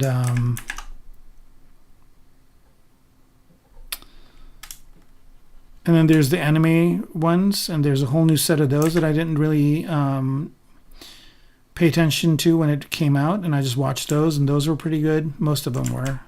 It's like Love, Death, and Robots, but in the Star Wars world. It's pretty neat.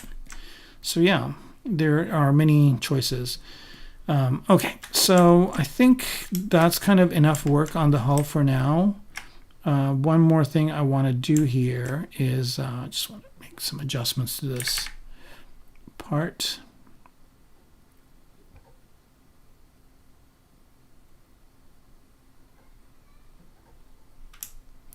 So it plays nice with this little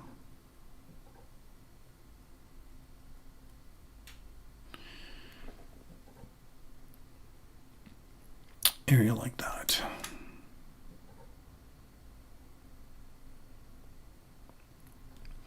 I just want it to basically follow the silhouette. All right, so it's still the ATST, but damn, it's looking a lot meaner. All right, so let's work on some guns. Okay, so let's go to this one side here and see what kind of things they've done. I'm going to bring my reference over in a minute.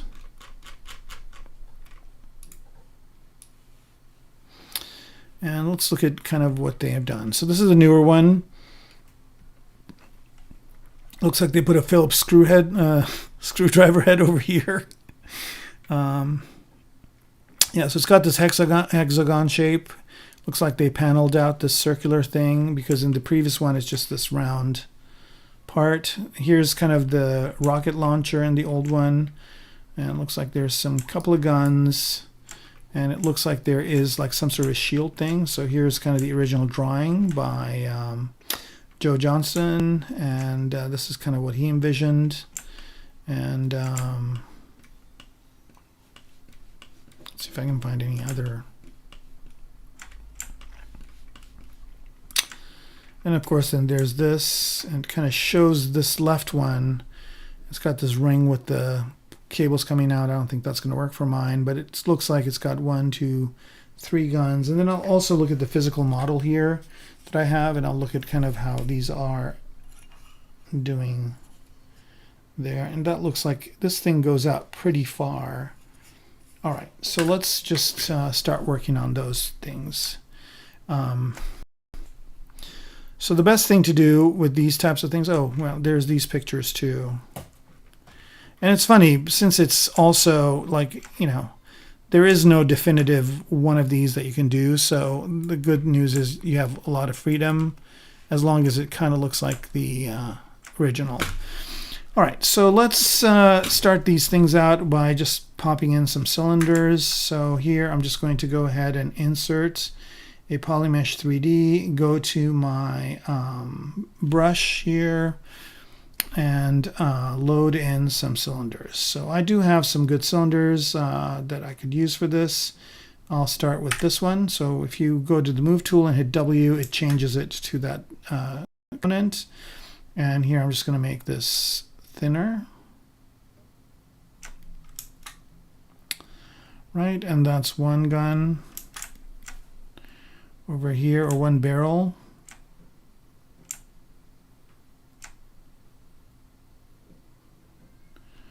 Right. And let's peel off another one off it. So I'm just using Control to create another one, make it a little bit thicker. And again, I'm just looking at my model here. It looks like they are arranged. There's 2 side by side, and then there's a bigger one in the bottom. So let's do, let's say this is the bigger one. So that's there, and I'm going to invert the mask, and then there's 2 of these guys like that. All right, I'm going to let the autosave happen, get a swig of tea.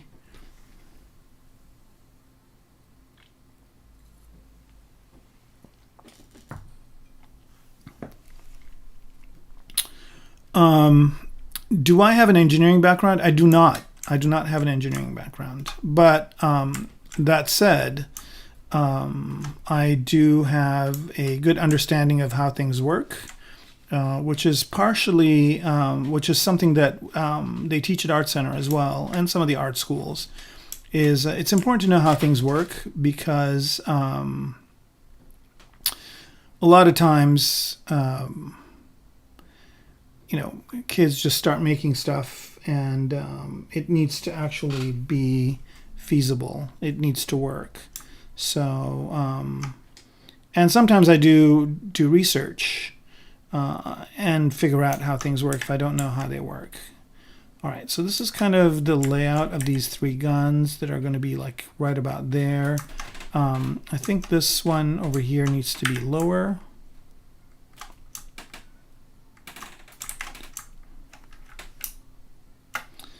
So again, all these are on the same group, but I just need to, and then I think this bottom one is going to be a little bit thicker.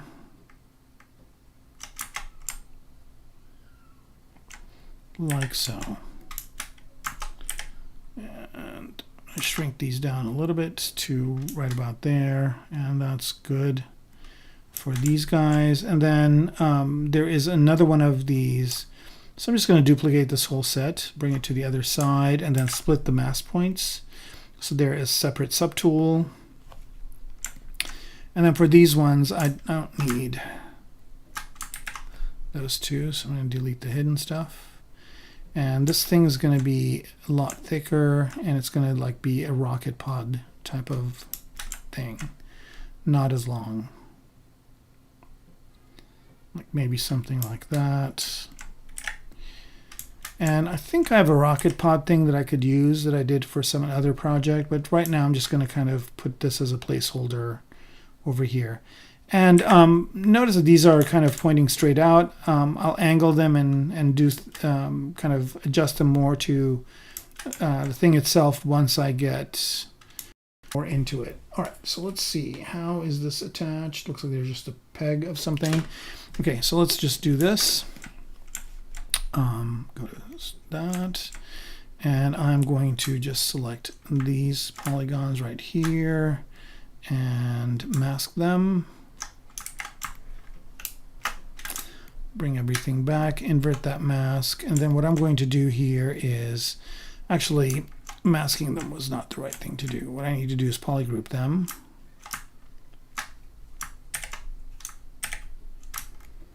Like that, and then I'm just going to Q-mesh that polygroup.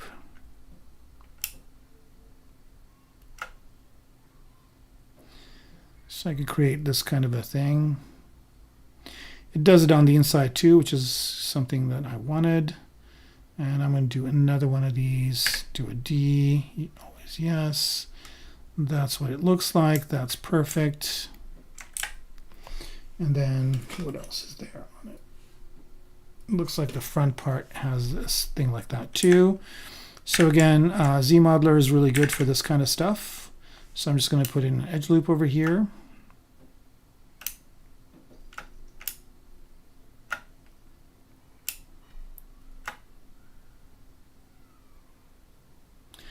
Like so, and then I'm just going to Q-mesh poly loop.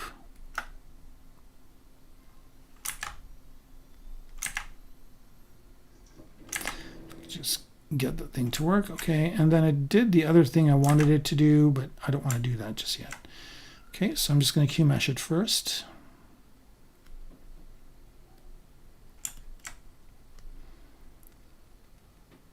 And do it one more time.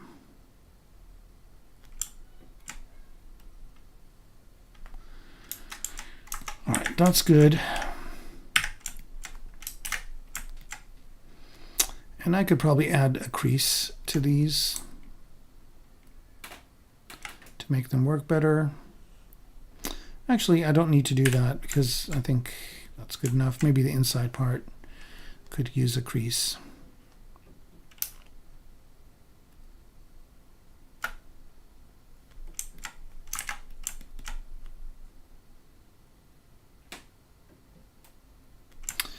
There, that's perfect. And then how about these ones? There's one. And let's do the back. Okay. Cool, cool, cool. All right, so that's good. Now I just have to kind of do that missile part in the, or the missile part in the front, and that's easily done. I could just basically put a bunch of missiles in there. I'll have to worry. I'll worry about that later. Now let's talk about how this gets attached to it. So I'm just going to go ahead and append or insert a Polymesh 3D here, and again use my brush to change it into some sort of a cube shape. Let's use a cube 2.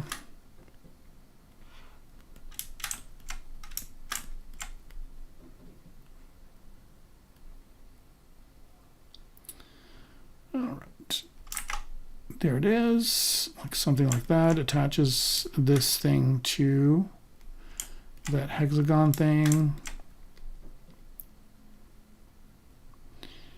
Maybe goes through it, that's fine. That might solve another problem for me. And maybe goes further back.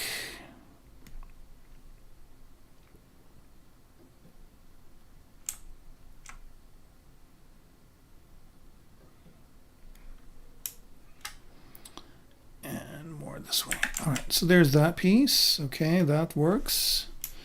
Now the problem with this is that, you know, this hexagon is angled in, and this thing is straight. So I want it to be angled in as well, but I'm not going to do that because I need symmetry for now.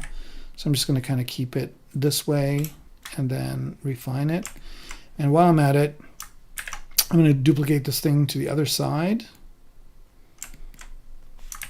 It's not local symmetry, it is. So I have something similar on the other side as well.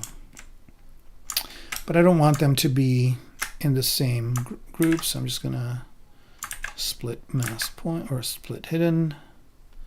So now they're two separate pieces, and then I'm just going to go over to this one and start working on it. All right, hang on. I'm having some questions here.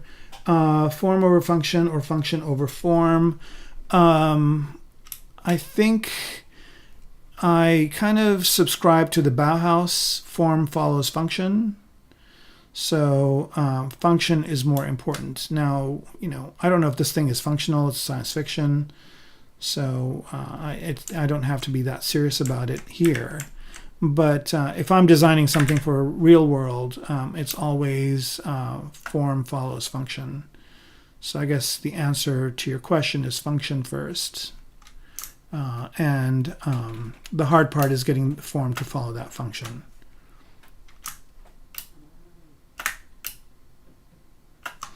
Because if something doesn't function, and there's so much of that, like, you know, there's so much stuff in movies and whatnot, that just will, I mean, you see it and you're like, there's no way this thing is going to work as they're showing it. Like, there's no way. Unless you kind of take physics out of the equation or take every kind of scientific thing that we know out of the equation. And when you do that, maybe it is feasible, but most things need to function.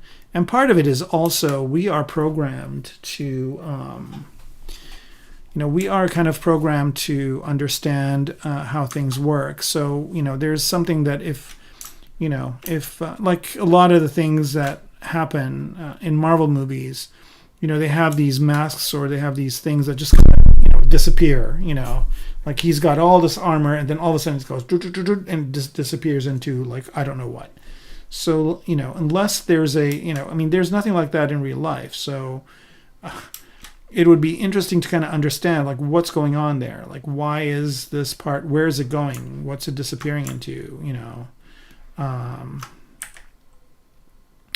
With Ant-Man, I can understand that it's shrinking, but again, it's just, you know, if if they explain things visually, I think it would create for a more enjoyable movie. But and also it will help, you know, children and people understand that, like, you know, this kind of crazy stuff cannot happen. That there needs to be some sort of a logic behind it all. So yeah.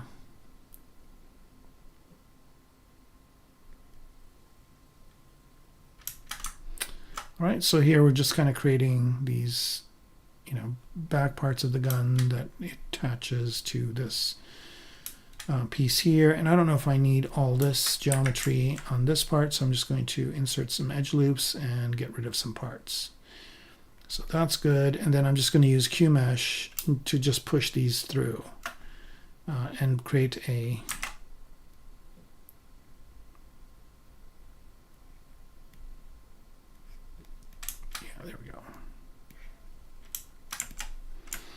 All right, so that's kind of putting in some of the basics of these guns. Okay, so we are at time. I'm going to spend another half an hour, like I mentioned earlier, just to kind of get these more refined and get them into better shape.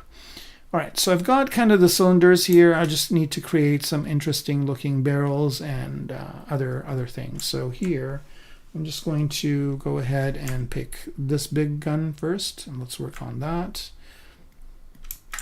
All right, so here I'm going to separate it out, split hidden, and now I'm just working on this part right here. I've got quite a few polygons here to work with, so let's start doing that. I'm going to go ahead and do I can QMesh the poly loop. I can do that without creating a poly group. I think it'll create one for me actually. And just push this out like that. And maybe go a little bit further out.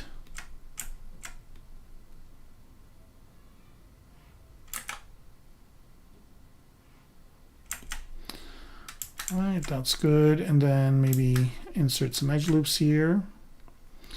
I'm going to see what this is going to do. So I'm just going to QMesh poly loop this way. There we go. That works. And maybe push this one in like that. And push this one out just to add a little bit of a lip. Go to dynamic. That's kind of cool. And all right, so then I just want to make these parts thicker. So I'm just going to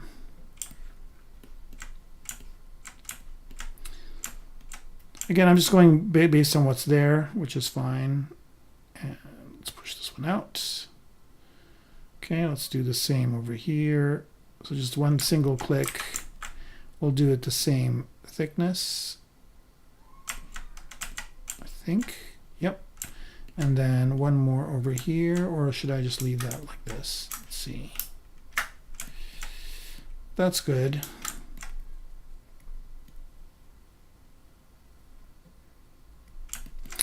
And then they've got an interesting kind of arrow type shape in the front. I'm going to try and see if I can do the same thing. So I'm going to put an edge loop here and another one over here.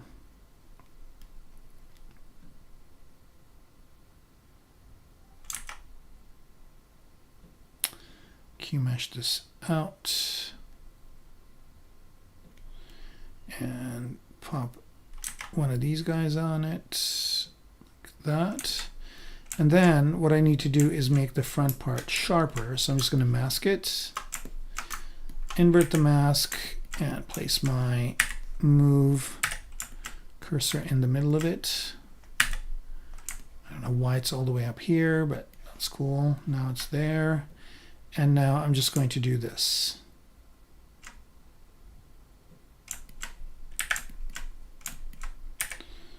Maybe it's a little bit too thin. I could do that too, but this looks better like that. Okay, so there's that gun. And then let's add like some interesting thing to it. Let's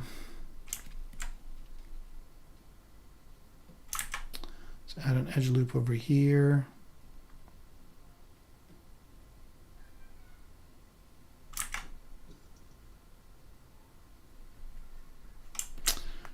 bash that in.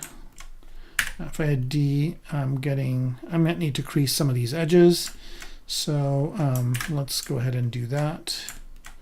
So here, insert, no, crease, edge loop complete. So crease that, crease this, this, and this. Okay, that looks better. This is good over here. I think it could use a crease on the inside. So there's one. Oops. There's two. Whatever I did there was pretty interesting, so I'm going to try and see if I can replicate it in a minute. D, okay, that's good. I think a crease here would work okay, and one here would work okay too. And one in the front, no, I think that looks okay. And yeah, the back could use a crease. Let's do that. Oops. It's kind of hard to align things when it's in dynamic subdiv mode, so I'm going to jump out of that for a minute. And I can hit the edges a lot nicer this way. There it is. Okay. So that back part is creased, and I think this is looking good. Let's look at the whole thing. It's good, but it's too short, so let's make it longer. This way. There, that's kind of the principal gun that's over here. And I'm going to try and figure out what that thing was when I tried to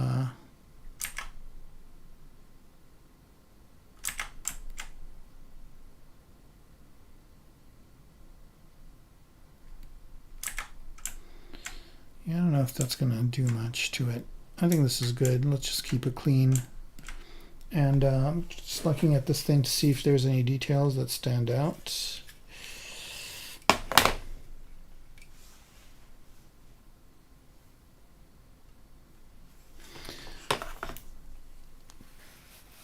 I think this middle part could use a little bit more work.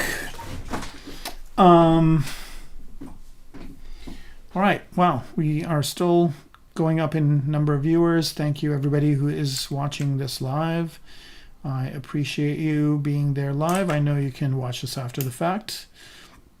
Yeah, for all those that don't know, you can watch this one and all the previous episodes that led up to it on YouTube, because Maxon keeps these on there, you know, forever, I guess, or for a long time.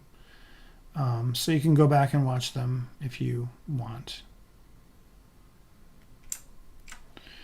And this one will be available to watch right after I do this presentation, so you can watch it then as well.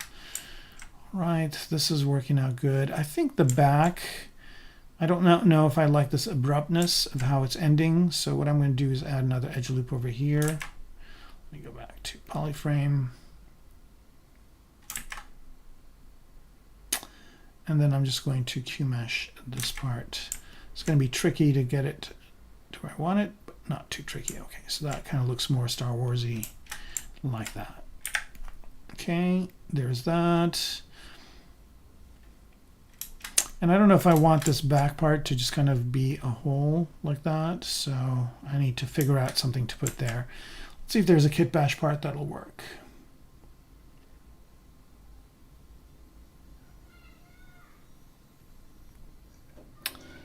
All right. I've got this neighbor's kid that you guys have probably seen it in other things. She lives across the way, and I think she's got one volume level, and it's like max. I can't understand like if she has a problem with hearing or if the parents have a problem with hearing, but she just seems to be yelling all the time. It's kind of, I don't know, disturbing, I guess. All right, one of these will work for the back part. So I'm just going to select that, Kate Bash duplicate, and let's go back to the gun and paste it.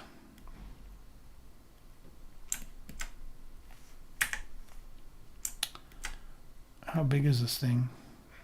It's pretty big. Right, and let's just bring it over to where we need it.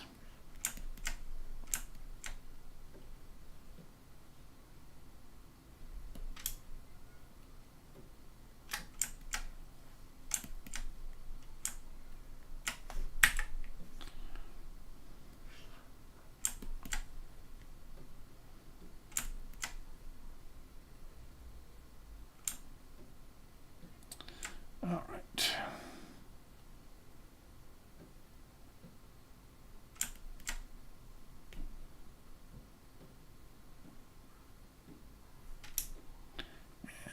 Turn it the other way around. There it is. So this kind of just caps it up at the back.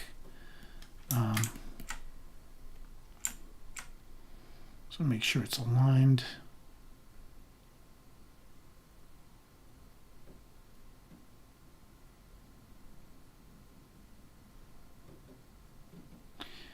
All right, here we go.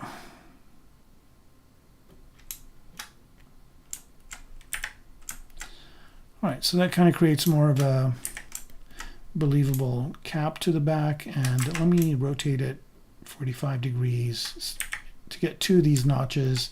I think that makes it look cooler. All right, so I think that's one gun out of the way. One other thing I want to do here is just add one more thick part in the middle. That's this part right here, so I'm just going to select it, polygroup it another polygroup, and then just Q-mesh that polygroup out.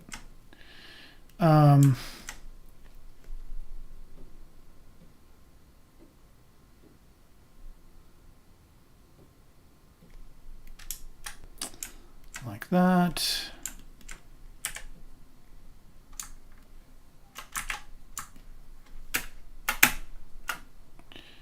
Just going to mask this part, invert the mask.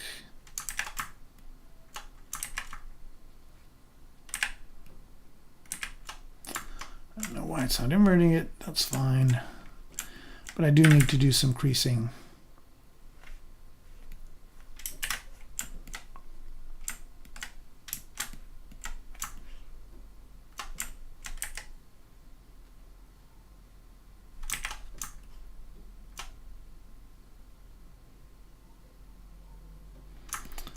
Go. And I just want to crease these edges. I think I'm going to insert crease.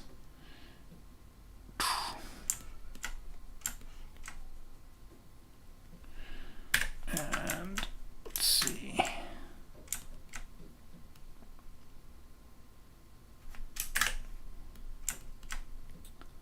I'm going to crease this one too. And this one, but I do want a little bit of an angle, so what I'm going to do is just mask this part.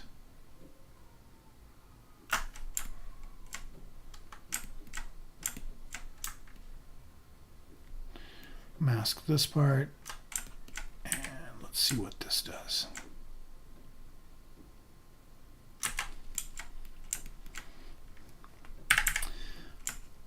Mask those polyloops over here. So mask polyloop, edge loop complete. Okay, so I'm going to mask that edge loop, and I'm going to mask this edge loop right here. There are different ways of doing this. I'm just, it's always kind of interesting to try something new, and maybe something like that.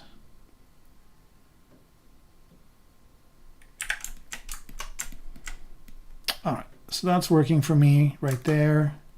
So that's one done. It'd be interesting to add some vents and stuff, but I think that's good enough. All right, so what I'm going to do here is then make one of these littler ones.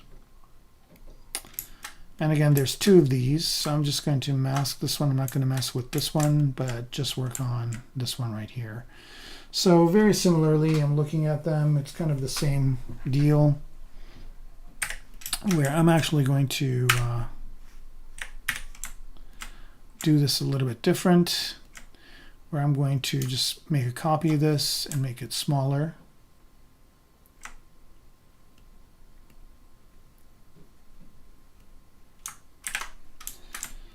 right? That it goes in, and then I can just manipulate that separately. Like that.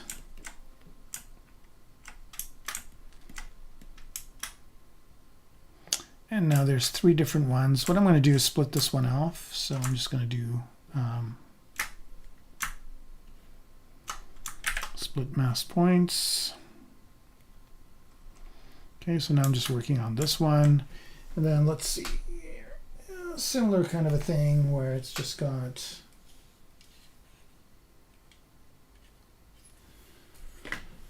a bunch of little ridges. So again, let's just do the same thing where I just go to inserting edge loops and then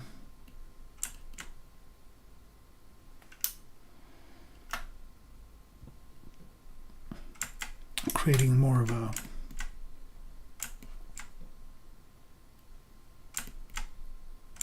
barrel with a purpose, I guess. And I'm going to choose all of these guys. I'm going to change this to select. Here we go. Just do this. And I'm going to turn perspective on just because it's kind of weird to see these things without perspective. And I'm going to QMesh polygroup all.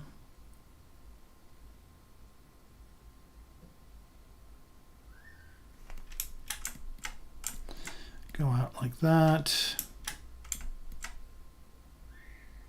And then I'm going to QMesh this poly loop.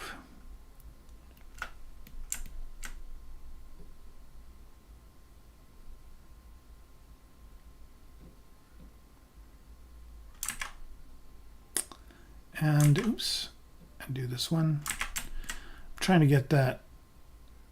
Here we go. Whoa.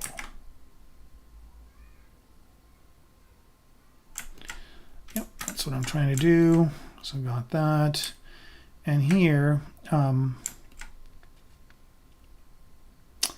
want to mask this edge loop, invert the mask, and move it out.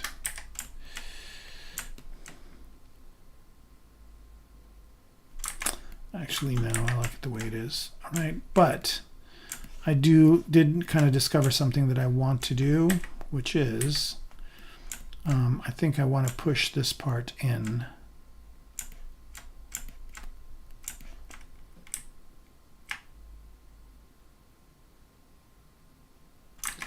Ooh, that's not going to work. Okay. I guess I could slide this edge loop back a bit.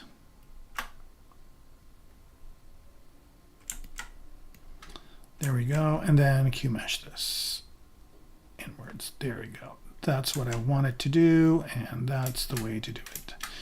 Okay, and let's see. All this is right now not creased, so I'll probably need to crease it. So let's do that next. I'll slide these forward a bit and slide these forward a bit. Oops, too much. Like that, and then let's just crease these edge loops. Crease, edge loop complete. 1, 2, 3, 4. Okay, so that just kind of gives me that nice clean edge. Let's do that over here too. Again, it's a little bit tough to do these things in dynamic subdiv mode, so sometimes you got to drop out of dynamic subdiv to do it. Okay, so there's that. That's creased and good to go. And then there's this back part, which kind of looks interesting, but I don't think it works in the Star Wars kind of world. Okay, there's that. I think I got that inside part. And the other thing I also want to do is I want to QMesh this thing inward like that. So let's crease that, crease this. Oops. D, I guess I didn't get that edge loop. Here we go. All right, that's working, and I want to put a tip on this that's kind of that arrow shaped as well. So I think I'm just going to put one here like that. Oops. Insert, I guess.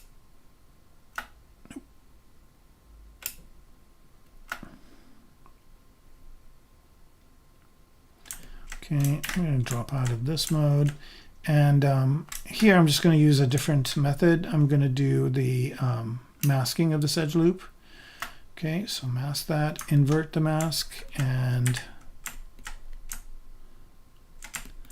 just move this out a bit like that to create this type of shape.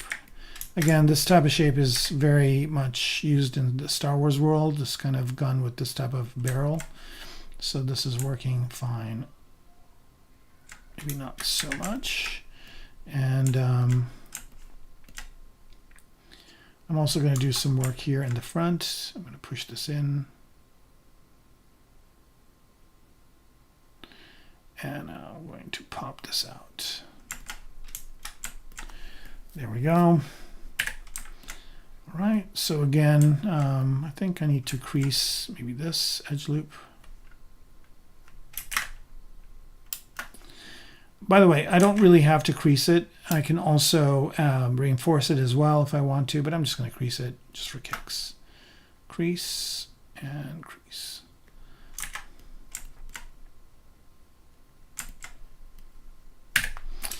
All right, that's good. And this is looking okay. And I'm going to do one other thing here. I'm just going to Q-mesh this out like so. And I'm going to mask this poly loop.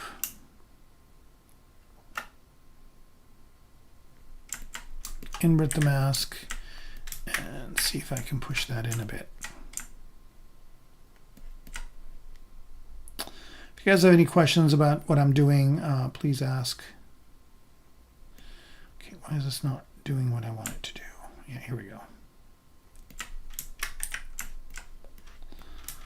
Right, is that better in or out? There, that makes it better. Okay, that's good for that part. And now I need two of these, so I'm going to go here. And I've got the placeholder for it, which is at the bottom. But, and these ones are, this one is like that. I need this to be longer. That's no problem. So I'm going to do this. And then just move this part back. Maybe not that part, but this part. Here we go. There's that. And then I'm just going to make a copy of this.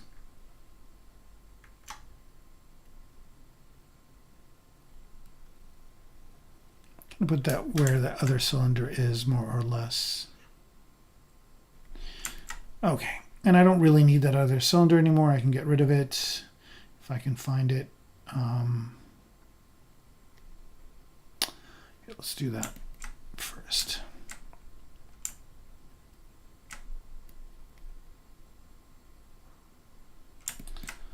Okay, so this thing is on its own, right? Nothing hidden. Okay, yep. And where it is on here, it's there, and I'm just going to delete it. Okay, and we'll move back to here and undo so it moves back to where it's supposed to be. And there are the three guns on this side. So here I'm just going to turn polyframe off and transparency off to see what these look like. They look pretty good. I think they're too big. So I'm just going to go to the middle here and resize these so they're smaller. Here we go.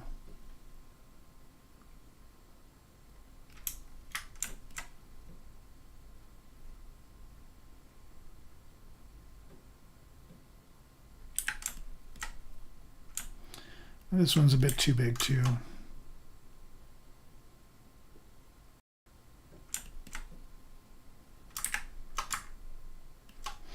All right, so this thing is separate from the piece below it, so I'm just going to merge it down so it's all one piece. So merge down, okay. And now it's one piece, and I can make it smaller.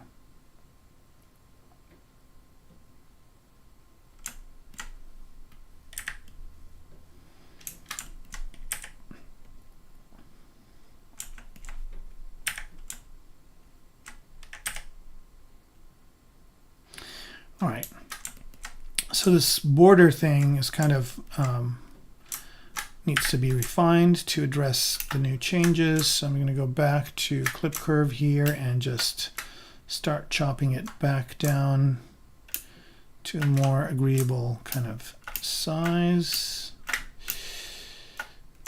There it is.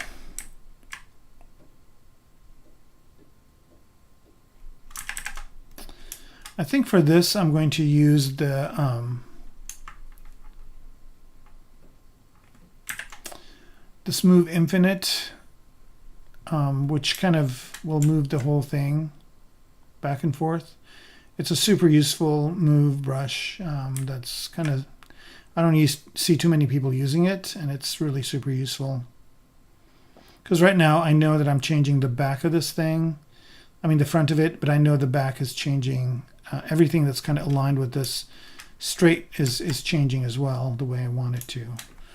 Okay, that's good. And then I'm going to cut this short to maybe about here. Okay, so now I've got that kind of handle thing a little bit where I want it. Not exactly, but it's good enough.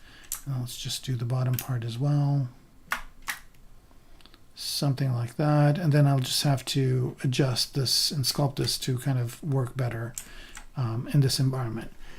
All right, so we are getting close to the time, and I'll just bring the legs back and let's do a render, and then we'll answer some last minute questions, and then we will call it a night.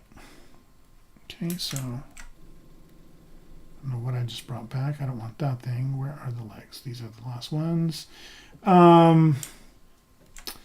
Eduardo, you are laughing about something. I don't know what exactly it is, but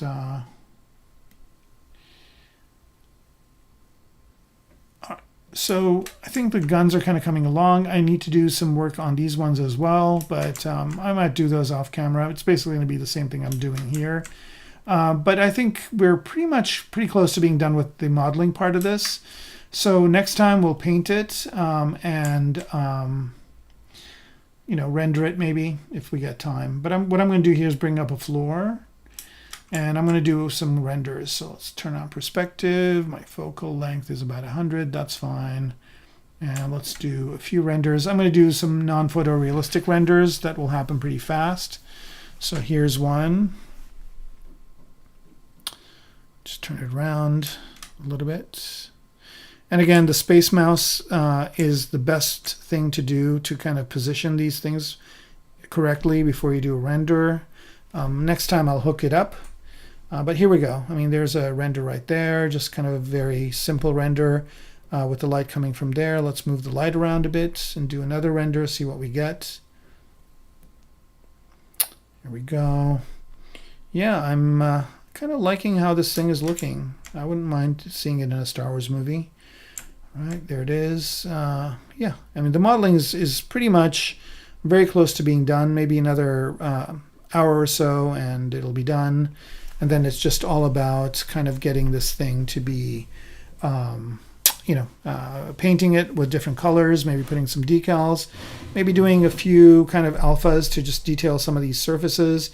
But for the most part, I think it's pretty much done. Okay, Irene, thank you for that. And I'll leave this on for another minute just to see if anybody has last minute questions. And if not, we'll just end this right here. All right. Yep, you're welcome. And again, remember, if you missed anything, or you can watch it again. And if you have questions on anything, leave it in the comments or send me an email or whatever.